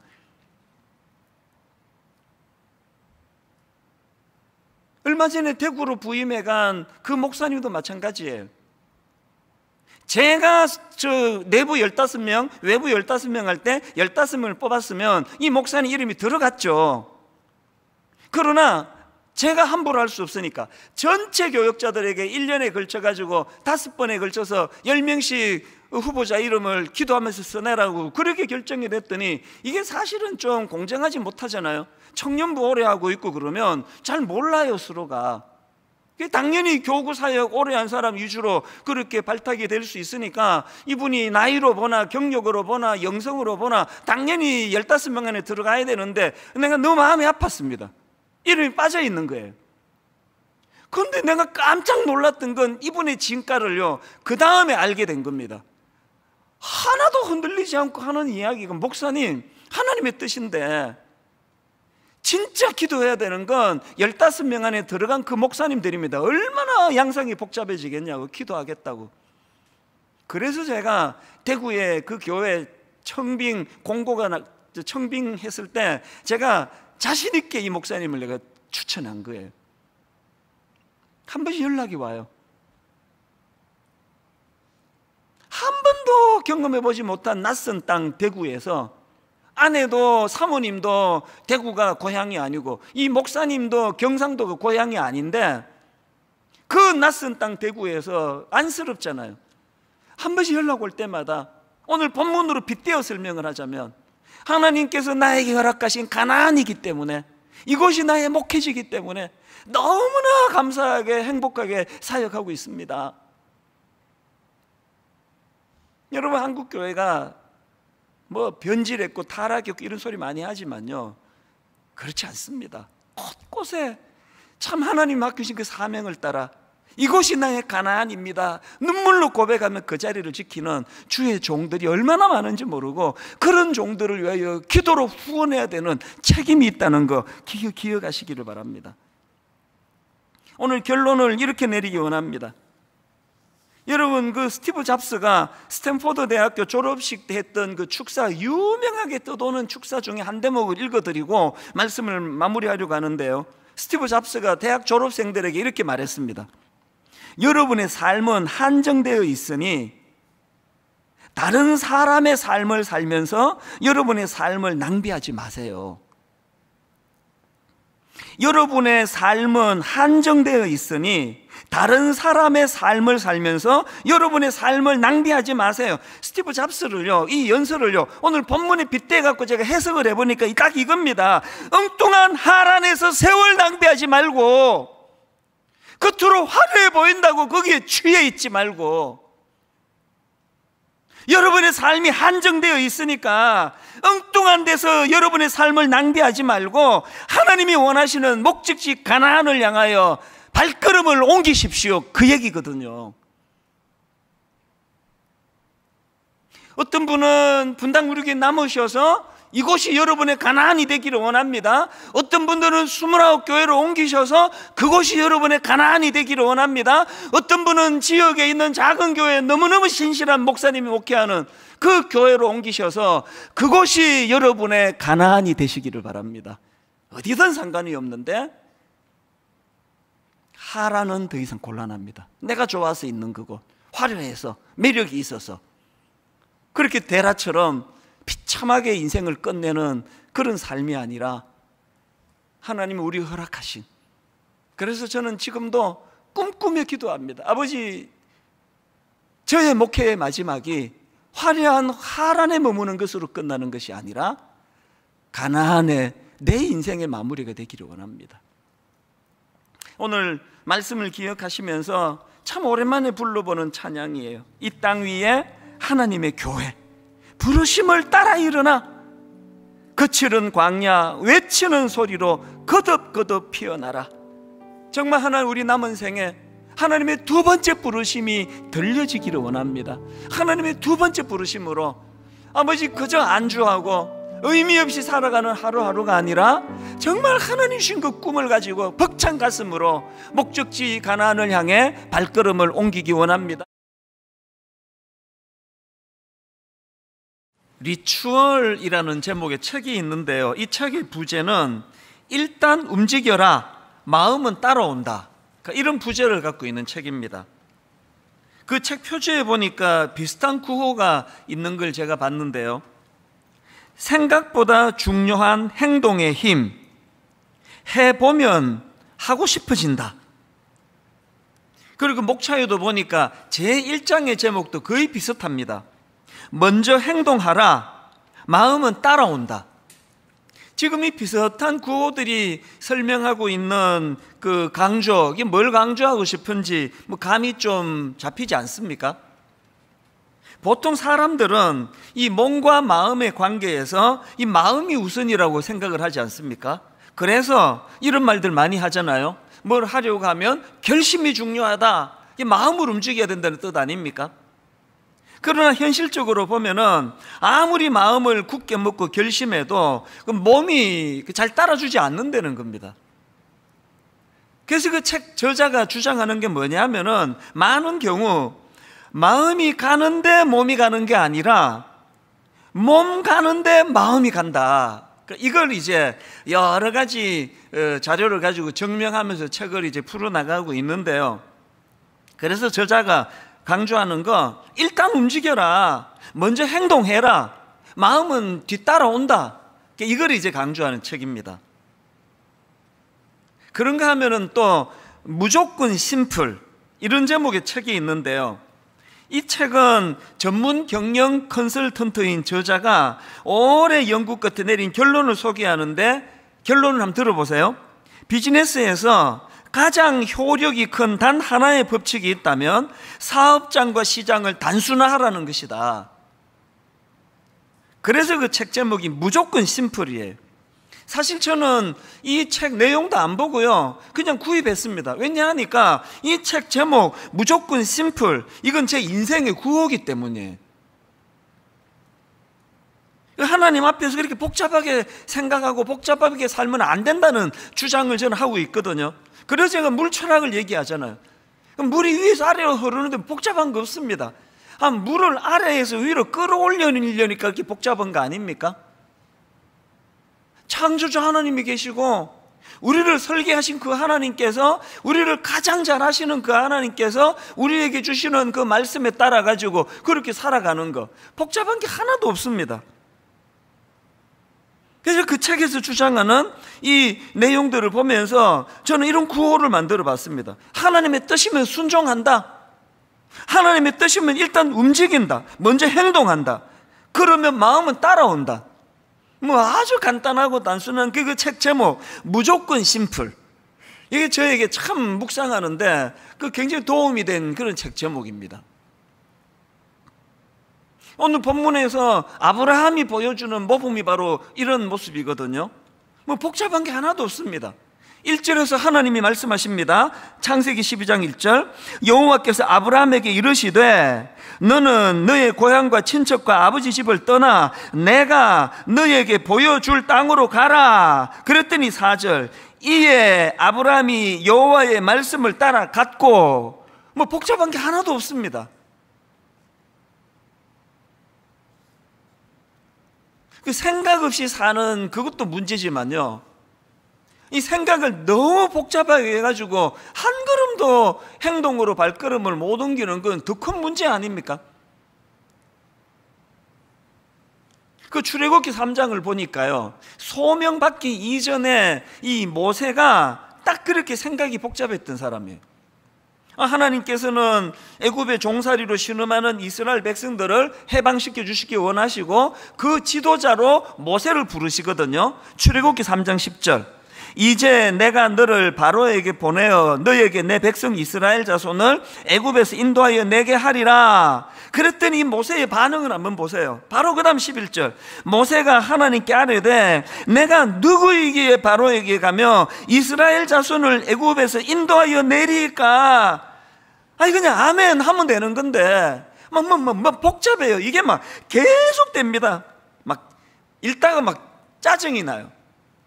하나님 계속 설명해 주시는데 사람들이 내 말을 듣겠습니까? 누가 내 말을 믿어주겠습니까? 아무도 내 말을 안 믿을 겁니다. 나는 말재주가 없는 사람입니다. 나 혀가 둔한 사람입니다. 하나님께서 아무리 설명을 해줘도 이 모세 생각이 막 너무 복잡한 거예요.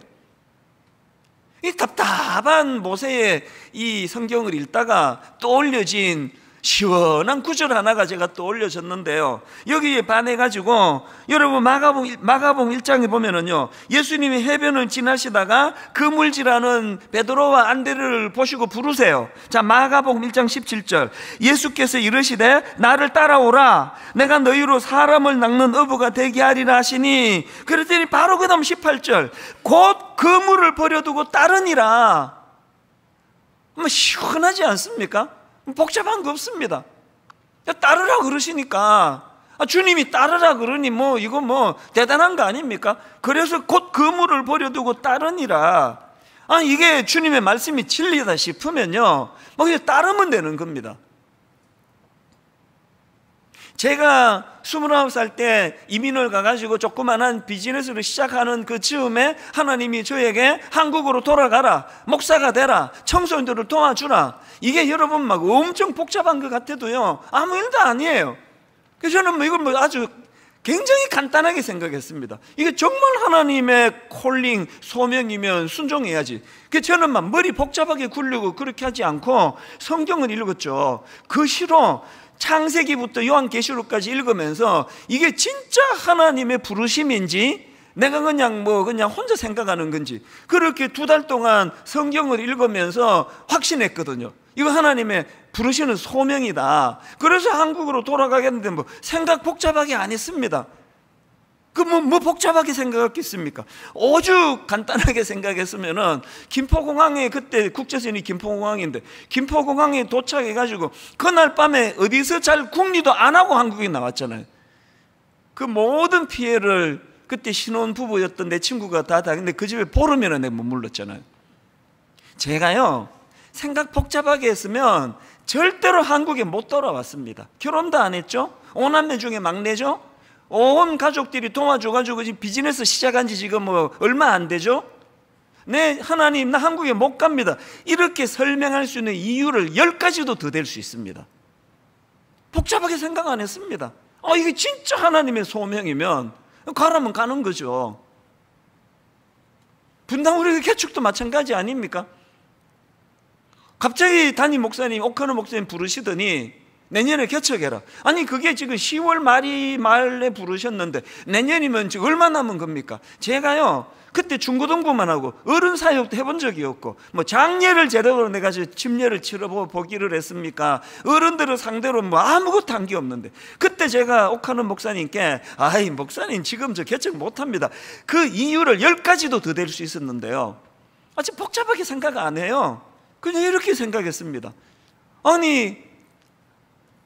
내가 옥 목사님 보면 하나님의 종 맞는데, 신실하신 하나님의 종이, 담임 목사님이 얼마나 기도하고 생각해서 나한테 이런 명을 내리시는가. 아니 목사님 이미 다 기도하고 생각해서 명 내니 내가 뭐 따로 기도할 게 뭐가 있냐고 가볍게 받았죠. 그리고는 뭐 그냥 뭐 혼미한 개척하고 혼미한 몇 달을 보냈지만, 지금 여러분이 결과를 보면은 그때 제가 목사님께 아예 안 합니다 그래서 어쩔 뻔했냐고요. 그래서 제가 아까 그 책 제목 정말 그대로 저는 봤습니다. 아까 그 책 제목 그대로 저는 무조건 심플, 하나님의 뜻이면 순종한다. 오늘 아브라함에게서 우리가 다시 한번 이 중심을 우리가 회복해야 돼요. 그래서 저는 우리 젊은 부교육자들한테 막 요새 노래를 부릅니다. 생각 좀 줄여라, 생각 좀. 당신 생각 너무 많다. 아니 뭐가 그렇게 생각이 복잡하냐. 하나님이 하라 그러면 하면 되고, 하나님 뜻이 아니다 싶으면 안 하면 되고, 뭘 그렇게 망설이고 그렇게 복잡하냐. 저는 오늘 이 하나님 말씀 앞에 너무나 단순하게 반응하는 이 아브라함을 보면서 우리 이거 배워야 된다 생각합니다. 이 중심을 가지고요, 하나님이 뭘 명하셨고 아브라함은 그것을 어떻게 순종하며 나갔는지를 이제 내일 특별 새벽 부흥회 때도 오늘 말씀에 연이어서 계속 살펴보려고 하는데요, 오늘 본문에 보니까 하나님께서 아브라함에게 주신 명령을 정리해 보니까 딱 두 가지예요. 하나님은 두 가지 명령을 주셨습니다. 첫 번째 명령이 뭐냐? 가라예요. 가라. 자, 12장 1절 다시 보십시오. 여호와께서 아브라함에게 이르시되 너는 너의 고향과 친척과 아버지 집을 떠나 내가 너에게 보여줄 땅으로 가라. 이렇게 가라는 명령을 내리시는데, 그런데 보니까 그 앞에 하나님이 전제를 하나 말씀하세요. 1절을 다시 보십시오. 전제가 뭐냐? 여호와께서 아브라함에게 이르시되 너는 너의 고향과 친척과 아버지 집을 떠나. 이 가라라는 말씀 앞에 떠나라는 말씀을 먼저 주시는데요, 이게 전제입니다. 가만히 보니까요, 여기 나오는 너의 고향과 친척과 아버지 집, 이게 전부 다 아브라함에게 너무 소중한 것들이네요. 게다가 그 떠나라는 강도가 점점 세지세요. 맨 먼저는 너의 고향을 떠나라. 뭐 이건 좀 쉽죠. 뭐 저도 고향을 떠났고 여러분 중에 고향 떠난 분 많으신데요, 근데 떠나는 게 그것만이 아니네요. 그 다음에 보니까 고향을 떠날 뿐만 아니라 친척도 떠나라. 요건 또 약간 더 어려운데요, 그걸로 끝나는 게 아니에요. 결정적인 거, 즉 강도가 점점 세져 가지고 너의 아버지 집을 떠나. 이게 뭐 무슨 아파트 뭐 1동 뭐 몇 호를 떠나라 그런 얘기가 아니잖아요. 제가 우리 가족을 떠나오는 과정에서 이게 얼마나 힘들다는 걸 내가 겪어봐서 알아요. 그래서 이안 득위드라는 분이 쓴 믿음으로 산다는 것, 이런 제목의 책이 있는데요, 믿음으로 산다는 게 뭐냐? 아브라함이 말씀에 순종하여 발걸음을 내딛기 전에 먼저 해야 했던 것은 그가 소중히 여기던 모든 것들과의 결별이 먼저 일어났다. 예전에 나온 책 중에요, 그 익숙한 것과의 결별, 이런 제목의 책이 있었습니다. 이 1997년도에 우리나라의 IMF 경제 위기가 터지고 나서 온 나라가 이제 뭐 진짜 뭐 곧 망할 것 같은 두려움에 휩싸였고요. 그 사건 이후로도 막 우리나라에 막 엄청난 변화의 소용돌이가 휘몰아쳤는데요, 그 과정에서 수많은 직장인들과 젊은이들이 막 갈팡질팡하는 혼란에 빠져 있었습니다. 그런 와중에서 이제 이 책이 강하게 주장하는 게 뭐냐? 정말 변하지 않으면 안 된다. 진짜 변해야 된다. 변화되면 제대로 변해야 된다. 이걸 강조하는 책인데, 저는 지금도요, 이게 98년도인가 99년도인가 예전에 나온 책인데 지금도 저는 한 번씩 이 책 제목을 되냅니다. 익숙한 것과의 결별. 이거 왜 되내는지 아십니까? 모든 사람이 익숙한 걸 좋아해요. 모든 사람이 익숙한 걸 좋아하는 이유는 이 익숙함은 마음에 안정을 줍니다. 그러나 왜 익숙한 것과 결별해야 되느냐고요? 이 익숙함은 우리에게 안정감을 가져다 주지만, 그러나 이 익숙함에 안주하는 순간 도태하기 때문이에요. 권태감이 익숙한 것 때문에 오는 거 아닙니까? 그래서 제가 지금도 한 번씩 이 제목을 저를 이제 다짐할 때마다 익숙한 것과의 결별, 익숙한 것과의 결별 이렇게 되뇌기도 하고요. 그런가 하면은 또 책 제목 하나 더 되뇌입니다. 예전에 베스트셀러가 됐던 누가 내 치즈를 옮겼는가? 그 서양쥐 두 마리가 무궁무진한 치즈가 공급되는 창고에 있으면서 점점 이제 치즈가 줄어드는 그런 상황을 당황하지 않고, 그래서 또 다른 창고를 물색하고 돌아보고 뭐 그런 내용, 자세한 내용도 기억이 안 나지만, 그러나 메시지는 분명히 알아요. 누가 내 치즈를 옮겼는가? 언젠가 이 무궁무진한 치즈가 없어질 때 당황하지 않도록, 이게 익숙한 것과의 결별, 제가 짝을 이루어서 되뇌는 겁니다. 하나님이 왜 가라 하시면서 아브라함이 가장 소중히 여기는 것들과의 결별을 먼저 말씀하셨는지 아시겠죠? 더군다나요, 아브라함의 아버지 데라는 우상을 숭배하던 이교도였습니다. 자, 여러분, 요수아 24장 2절 3절입니다. 요수아가 모든 백성에게 이르되 이스라엘의 하나님 여호와께서 이같이 말씀하시기를 옛적에 너희의 조상들 곧 아브라함의 아버지 나홀의 아버지 데라가 강 저쪽에 거주하여 다른 신들을 섬겼으나 내가, 우리 하나님이 너희의 조상 아브라함을 강 저쪽에서 이끌어내어, 하나님이 왜 떠나라 말씀하시는지 아시겠습니까? 이걸 오늘 우리에게도 주시는데요, 에베소서 4장 22절 너희는 유혹의 욕심을 따라 썩어져가는 구습을 따르는 옛사람을 벗어버리고. 오늘 여러분, 오래 익숙한, 너무나 내가 의지하는 이런 것들 뿐만 아니라 오래된 이 썩어져가는 유혹의 욕심을 따라 썩어져가는 구습을 따르는 옛사람을 벗어버리고 하나님의 말씀인 가라! 가나안을 향해 달려가라! 거기 안주하면 안 된다. 내일부터 시작되는 특별 새벽 부흥회 때 저는 여러분이 안주하던 그곳, 여러분 옛사람의 습관을 끊어버리는 능력이 내일부터 시작되는 새벽 부흥회 때 나타나게 될 줄로 믿습니다. 그런가 하면은 아브라함을 향한 두 번째 명령이 뭐냐? 간단해요. 복이 될지라. 이 명령인 이유를 제가 설명을 드릴게요. 이게 권면이고 축복이 아니고 명령인 이유가 있는데요. 자, 2절을 보십시오. 본문. 내가 너로 큰 민족을 이루고 내게 복을 주어 너의 이름을 창대하게 하리니 너는 복이 될지라. 여기 지금 복과 관련한 두 말씀이 나오는데요, 이걸 가지고 우리는 절대 복과 관련해서 잊으면 안 되는 두 가지 포인트를 찾아내야 됩니다. 자, 첫 번째, 복과 관련해서 반드시 기억해야 되는 거 굉장히 심플합니다. 하나님은 저와 여러분에게 복 주기를 원하세요. 이게 어렵습니까?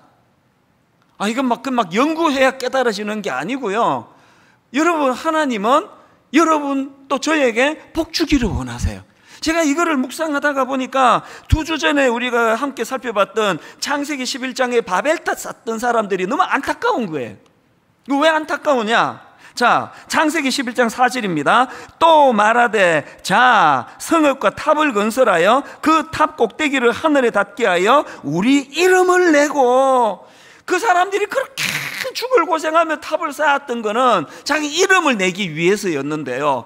그런데 여러분, 2절에서 지금 하나님이 무슨 약속을 주십니까? 내가 너로 큰 민족을 이루고 너에게 복을 주어 너의 이름을 창대하게 하리니. 아니, 창조주 하나님이 그렇게 자기 이름 내려고 바등바등 안 해도 하나님이 이름 주시기를 원하신다는 거예요. 바벨탑 쌓던 그 사람들의 어리석음이 뭡니까? 아니, 그 복주기 원하시는 그 하나님은 배제시키고 그 알량한 자기들 그 좁은 생각으로, 좁은 머리로 그렇게 바벨탑을 세워나가니까 이게 애당초 이게 말이 안 되는 일 아닙니까? 오늘 여러분, 이 바벨탑을 쌓는 사람이 한두 사람입니까? 그렇게 자기 이름을 내보겠다고 그렇게 바둥바둥 애를 쓰는데 그게 되던가요? 그래서 제가 생각 좀 복잡하게 하지 말라는 거예요. 그럼 뭐 그렇게 탑 쌓겠다고 그렇게 애를 쓰시느냐고요. 하나님이 복 주신다는데 믿으면 되는 거 아닙니까? 하나님은 저와 여러분 이찬수 목사와 모든 성도님들에게 복 주시기 원하십니다. 믿으십니까? 이 굉장히 단순하지만 너무나 중요한 메시지예요. 하나님 우리를 부르실 때요, 우리를 착취하려고 부르시는 거 아니에요. 사실 제가 그 철없던 29살 때 사실은 비즈니스 지금 금방 시작했는데 막 온 누나 형 도움 받아가지고 이제 억지로 시작했는데 이게 내려놓고 한국 가라 그러니까 사실 처음에 좀 두려웠죠. 희생인 줄 알았죠. 막 엄청 각오하느라고 그냥 몸살도 걸리고 그랬는데 그 어리석은 생각이에요. 하나님이요, 저를 착취하려고 부르시는 분이 아니에요. 그렇게 부름에 순종해가지고 30살 때 한국 돌아와 이후로 31년 동안 제가 받은 복은 이런 말로 다 못하는 거 다 아시잖아요.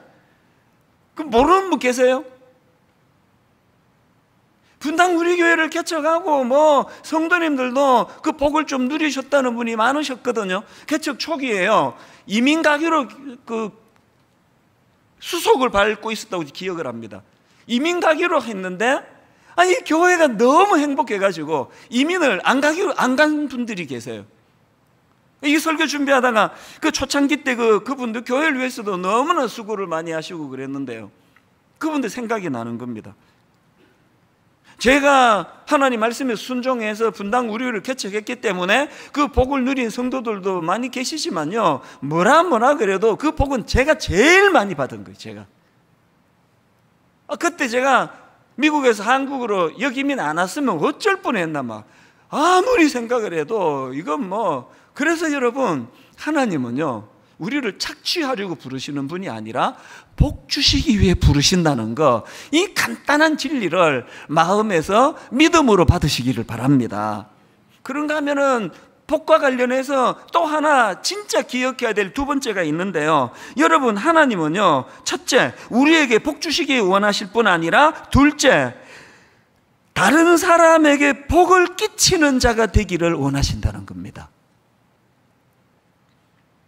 자, 2절 현대인의 성경을 한번 보십시오. 2절, 내가 너를 큰 민족의 조상이 되게 하고, 이 첫 번째 복입니다. 너를 축복하여. 이건요, 하나님이 어떤 민족에게 준다는 그게 아니에요. 아브라함 개인에게 주시는 거예요. 하나님께서 먼저 내가 너를 큰 민족의 조상이 되게 하고 너를 축복하여 내 이름을 크게 떨치게 하겠다. 그리고 그 다음 두 번째 보세요. 너는 다른 사람에게 복을 끼치는 자가 될 것이다. 이 다른 사람에게 복을 끼치는 자가 된다는 게 뭘 의미하는지 3절에 가면 좀 더 자세히 알 수 있습니다. 3절, 너를 축복하는 자에게는 내가 복을 내리고 너를 저주하는 자에게는 내가 저주하리니 땅의 모든 족속이 너로 말미암아 복을 얻을 것이라. 이거 신나는 거 아닙니까? 여러분, 제가 오늘도 살아가야 될 이유가 있다면 제가 오늘 여러분에게 줄 게 있기 때문이에요. 그러니까 여러분, 이찬수 목사로 말미암아 여러분이 복을 받게 된다. 이게 얼마나 이게 살맛 나는 이야기예요. 제 기도하는 거 아시죠? 하나님, 제가 누군가에게는 선물 같은 존재가 되기를 원합니다. 제가 이 3절에 나오는 너로 말미암아 복을 얻게 될 것이다, 이 말씀의 의미를 좀 더 알고 싶어서 이런저런 자료를 찾아보고 뒤집어보고 책도 사고 그렇게 했는데요, 그러다가 제가 이 구약학을 전공하신 장신대 하경택 교수님의 논문을 제가 읽게 됐는데요, 이 교수님의 논문에 의하면은 여기 나오는 너로 말미암아 라는 이 말씀의 의미는 학자에 따라서 강조점이 조금씩 다르다면서 쭉 설명을 하는데, 이걸 제가 두 가지로 정리를 해봤습니다. 자, 여기 나오는 너로 말미암아, 그러니까 너로 말미암아 복을 얻을 것이다, 여기 나오는 이 너로 말미암아를 어떻게 해석할 수 있느냐. 첫째로요, 이 너로 말미암아는 땅의 모든 족속이 너를 통하여 복을 받을 것이다, 이렇게 번역할 수 있다는 겁니다. 그러니까 여기 나오는 너로 말미암아는 이 축복의 중재자, 이 축복의 통로로서의 아브라함을 강조하는 것으로 그렇게 번역을 할 수가 있다. 그런가 하면은 두 번째로 여기 나오는 너로 말미암아라는 이 말씀은 땅의 모든 족속이 너처럼 복을 받을 것이다. 그러니까 여기 나오는 너로 말미암아는 이 축복의 모범으로서 아브라함을 강조하는 것으로 번역할 수 있다는 겁니다. 제가요 그 지난주 새벽에 이 말씀을 제가 깨달으면서 막 너무너무 가슴이 벅찬 겁니다. 이 새벽에. 그래서 제가 29 예비 담임 목사님들한테 제가 바로 내가 연락을 다 했습니다. 메일을 보내가지고 그 문자를 보내가지고 이 내용을 전했습니다. 그리고 제가 마음이 너무너무 뜨거워지는 거예요. 오늘 여러분, 저와 여러분이 당당히 구하셔야 돼요. 하나님 복 주시기 원합니다. 아버지 저는 복 받기 원합니다. 이걸 구하셔야 돼요. 당당하게 복 받기를 주님 앞에 기도하고 소원을 가지고 구하시는데요, 그것만 하시면 안 됩니다. 하나님 내게 복 주시기 원합니다. 그 복 누리기 원합니다. 이렇게 하나님께 구함과 동시에 하나님 제가 다른 사람들에게 복을 끼치는 자가 되기를 원합니다. 이 기도를 같이 드려야 된다는 거예요. 마가복음 6장에 보면은요, 바로 이 내용과 관련해서 확 드러나는 두 가지 이질적인 너무 대조적인 사건이 기록되어 있는데, 이거 한 달 전인가 나누었던 내용이에요. 자, 한번 보십시오. 이 마가복음 6장에 보면은 이제 오병이어 사건이 나오고요. 그리고 그 앞에 이제 헤롯 왕이 배설한 잔치 이야기가 거기 기록이 되어 있는데, 자, 먼저 헤롯 왕의 잔치의 특징을 한번 보시겠습니까? 자, 마가복음 6장 21절 22절입니다. 마침 기회가 좋은 날이 왔으니 곧 헤롯이 자기 생일에 대신들과 천부장들과 갈릴리의 귀인들로 더불어 잔치할세 헤로디아의 딸이 친히 들어와 춤을 추어, 그 다음 보세요. 헤롯과 그와 함께 앉은 자들을 기쁘게 한지라. 헤롯이 배설한 잔치의 특징은 뭐예요? 헤롯과 자기 수하에 있는 사람들이 기쁨을 누리는 목적을 가진 잔치예요. 자기 자신의 기쁨을 누리는 그 헤롯 왕의 잔치의 비극이 뭡니까? 바로 자기만을 유익하게 생각하는 그 이기적인 생각으로 시작한 그 잔치가 가슴 아프게도 죄 없는 세례 요한이 참수를 당하는 비극의 열매를 낳게 된 거 아닙니까? 이게 기록이 되고 바로 그 다음 나오는 게 오병이어 사건이에요. 자, 이 차이를 한번 느껴보십시오. 오병이어를 기록하는 과정에서 마가복음 6장 41절, 예수께서 떡 5개와 물고기 2마리를 가지사 하늘을 우러러 축사하시고, 그 다음 보세요. 떡을 떼어 제자들에게 주어. 깨달은 게 하나 있는데요, 여러분, 예수 믿는 저와 여러분은요, 그 예수님의 기적의 축복의 오병이어의 혜택을요, 세상 사람이 누리기 전에 우리가 먼저 누려요. 예수님이 먼저 우리에게 떡을 떼주시기를 원합니다. 그런데 중요한 건 그 목적입니다. 무슨 목적입니까? 다시 한번 보십시오. 예수께서 떡 5개와 물고기 2마리를 가지사 하늘을 우러러 축사하시고 떡을 떼어 제자들에게 주어, 그 다음에 사람들에게 나누어 주게 하시고예요. 이게 헤롯 왕의 잔치의 특징과 결정적으로 다른 거예요. 오늘 이 세상은요, 오병이어를 묵상하면서 느끼는 느낌이 그거 아닙니까? 오늘 이 세상은 자기 혼자 5,000명분을 먹겠다고 탐욕에 쩔은 사람들이 덕실거리는 게 세상이에요.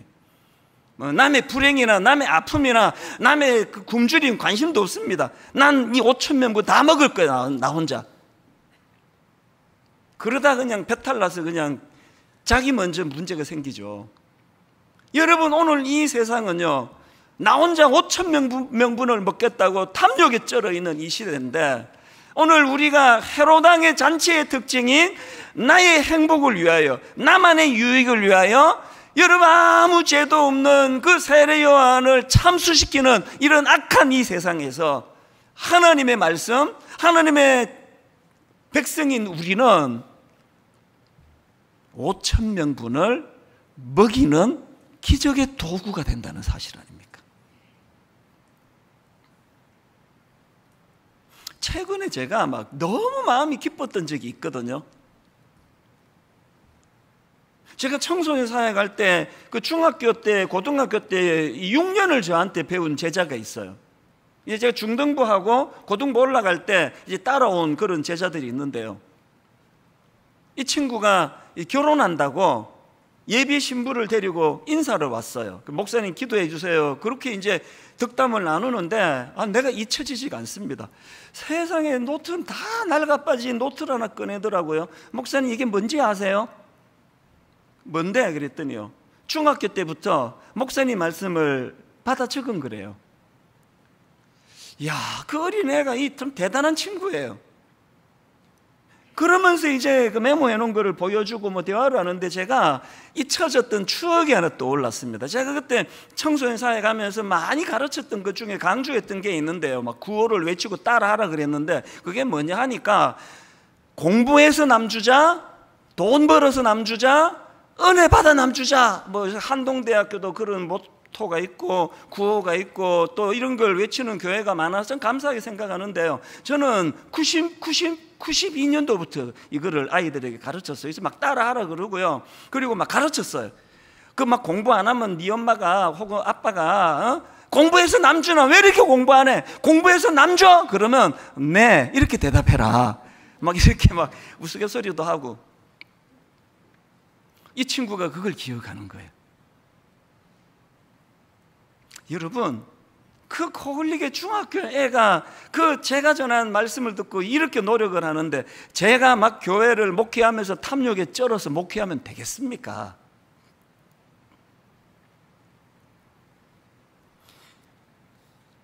오늘 한번 따라해 보시겠습니까?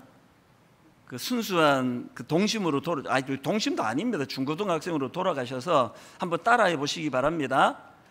공부해서 남주자. 원래 자기랑 해당 없는 거 크게 잘해요. 이제 뭐 공부 다 끝났는데 뭐. 공부해서 남주자. 돈 벌어서 남주자. 이 소리가 확 준 것 같은데. 내일부터 시작될 특세, 이 구호로 하셔야 됩니다. 은혜 받아 남주자. 이게 우리의 두 번째 사명이에요. 당당하게 주님께 구하세요. 아버지, 난 복 받기 원합니다. 복 주시기 원합니다. 그리고 그 주신 복을 마음껏 누리고 주님 은혜롭게 살기 원합니다. 그리고 그 주신 복을 흘려보내기를 원합니다. 오늘 우리가 여기 교회가 있는 것, 하나님 너무나 삭막한 이 시대에 그들에게 선물과 같은 교회가 되기를 원합니다. 사실 분당 우리 교회 지난 19년은요, 뭐 하나님의 이 복을 뭐 말로 할 수 없이 받았습니다. 가장 첫 번째로 받은 복은요, 이 송림 중고등학교예요. 세상에, 이거 지금 우리가 지금 거의 20년째 쓰고 있잖아요. 가끔씩 묻거든요. 학교랑 문제 없느냐고. 그래서 이런 얘기예요. 우리 갈수록 사이가 더 좋아지는데 기적이라 그래요. 왜 그런지 아십니까? 우리는 거래 관계로 내가 요만큼 쓰고 이만큼 줄 테니 이런 게 없었습니다. 이거는 말도 안 되는 일방적인 혜택이에요. 그래서 학교가요, 오해도 많이 받았습니다. 뭐 뒷거래 하는 거 아니냐? 뭐 그런 거 없거든요. 근데 진짜 지금도 이해가 안 돼서 너무 행복한데요, 성린중고등학교가 이제 이리로 건물을 짓고 이사를 하고, 그리고 이제 바로 우리가 여기 들어왔는데요, 그런데 우리 직전에 분당의 규모가 큰 교회에서 이 강당을 빌려 쓰게 해달라. 그리고 뭐 규모가 있는 교회니까요, 뭐 꽤 많은 장학금과 뭐 이런 것들을 이제 제공하겠다고 약속을 뭐 제안을 했을 거 아니냐고요. 그런데 여러분, 그 이사장님과 송림중고등학교가 눈물나게 고마운 게 뭔지 아세요? 세상에 그렇게 큰 그 보상이 이루어지고 뭐 이런 장학금 같은 걸 제공해 주겠다는 그 학교를, 그 교회를 거절하고요, 그때 30-40명 모인, 게다가 담임 목사는 완전 애송이, 42살짜리, 얼굴은 35.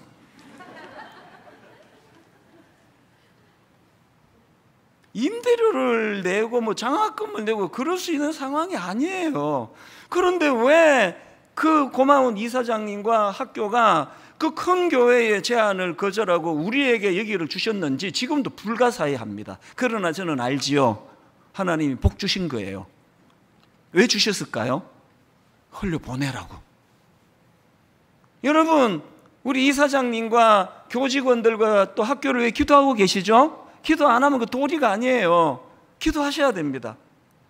그리고 인간적으로도 고마워할 뿐 아니라 하나님의 이 크신 복 주신 하나님 은혜를 기억하면서 흘려보내야 돼요. 더 많이 흘려보내야 된다고 저는 생각합니다. 이번에 제가 29교회가 분립되는 과정에서도 너무 가슴이 뜨거운 게요, 벌써 이런 시작도 안 했는데 이런 혜택이 막 일어나는 거거든요. 지금 장소를 물색하는 중인데요, 많은 단체에서 호의를 베풀고 계세요. 어떤 곳에서는 기독교 대안학교에서요, 이 29교회 중에 한 교회가 여기 좀 써라, 괜찮다 써라. 그런가 하면은 일산에 있는 어떤 장애인 학교는 내 진짜 고마워요. 막 거기에서 지금 뭐 거의 써라. 또 어떤 신학교는요, 기존에 그 신학교 안에 이제 캠퍼스가 크니까요, 그 안에 이미 교회가 있어요. 그런데 여기 와서 써라. 내 그 교회에 너무 감동을 받았습니다. 엄청 불편할 거 아닙니까? 이 교회에 있는데 또 들어가. 근데 괜찮다는 거예요. 물론 뭐 우리가 뭐 얌체같이 그냥 막 공짜로 뭐 그렇게 쓰고 안 할 거예요. 당연히 장학금도 드리고 뭐 당연히 여러 가지 하겠지만, 벌써 저는 이게 감동이 되는 거예요. 왜 하나님이 이런 놀라운 일들을 행하시느냐? 복 주시기 위해서예요. 우리 그 복을 누리면 돼요. 뭐 하면서? 감사하면서. 그런가 하면은 우리가 5,000명분 다 먹겠다고 탐욕에 쩌는 것이 아니라 흘려보내면 돼요. 29교회가 정말 5,000명을 먹이는 교회가 되기를 바랍니다. 결론을 이렇게 맺기 원합니다. 여러분, 이제 내일부터 특세인데요, 이사야 58장 11절, 여호와가 너를 항상 인도하여 메마른 곳에서도 내 영혼을 만족하게 하며 내 뼈를 견고하게 하리니 너는 물된 동산 같겠고 물이 끊어지지 아니하는 샘 같을 것이라. 이 하나님의 복을 누리시기를 주님 이름으로 축원합니다. 여러분 인생이 물된 동산 같은 형통의 복을 누리게 되시기를 바랍니다. 그런데 여러분, 여기까지만 읽으시면 안 되고요, 이 11절 바로 그 다음에 12절, 너에게서 날짜들이 오래 황폐된 곳들을 다시 세울 것이며 너는 역대의 파괴된 기초를 쌓으리니 너를 일컬어 무너진 데를 보수하는 자라 할 것이며 길을 수축하여 거할 곳이 되게 하는 자라 하리라. 모든 사람들에게 복을 끼치는 자가 되라는 거예요. 복을 받아 누리기 원합니다. 받은 복을 흘려 보내주시기를 원합니다. 내일부터 기도할 때 이 두 가지를 놓고 하나님 앞에 기도할 때에, 분당 우리 교회를 통해요, 이 교회 성도들을 통하여 이 대한민국의 모든 예수 믿는 분들의 복이 임하게 되기를 바라고, 그 복이 흘러가 대한민국을 살리는 역사가 일어나게 되기를 바랍니다. 저는 설교 마무리를 하고 이 찬양을 묵상을 하는데 막 너무 마음이 뜨거운 겁니다. 이 찬양 가사가요, 원하고 바라고 기도합니다. 제가 가슴이 뜨거웠던 가사가 이렇습니다. 이 세상을 살아가는 동안에 나의 힘을 의지할 수 없으니 기도하고 낙심하지 말 것은 주께서 참 소망이 되십니다. 2절도 은혜예요. 주의 길을 걸어가는 동안에 세상의 것 의지할 수 없으니 감사하고 낙심하지 말 것은 주께서 참 기쁨이 되십니다. 그렇게 흘려보내시는 주님의 놀라운 물된 동산의 그 축복을 가지고요, 그 후렴의 이 놀라운 꿈을 보세요. 하나님의 꿈이 나의 비전이 되고 예수님의 성품이 나의 인격이 되고 5,000명분을 혼자 먹겠다고 탐욕에 찌던 사람들은 절대 흉내도 낼 수 없는 예수님의 성품이 나의 인격이 되어 5,000명을 먹이는 그런 영향력 있는 인생이 되기를 원합니다. 그 다음에 더 중요한 것, 성령님의 권능이 나의 능력이 되길 원하고 바라고 기도합니다.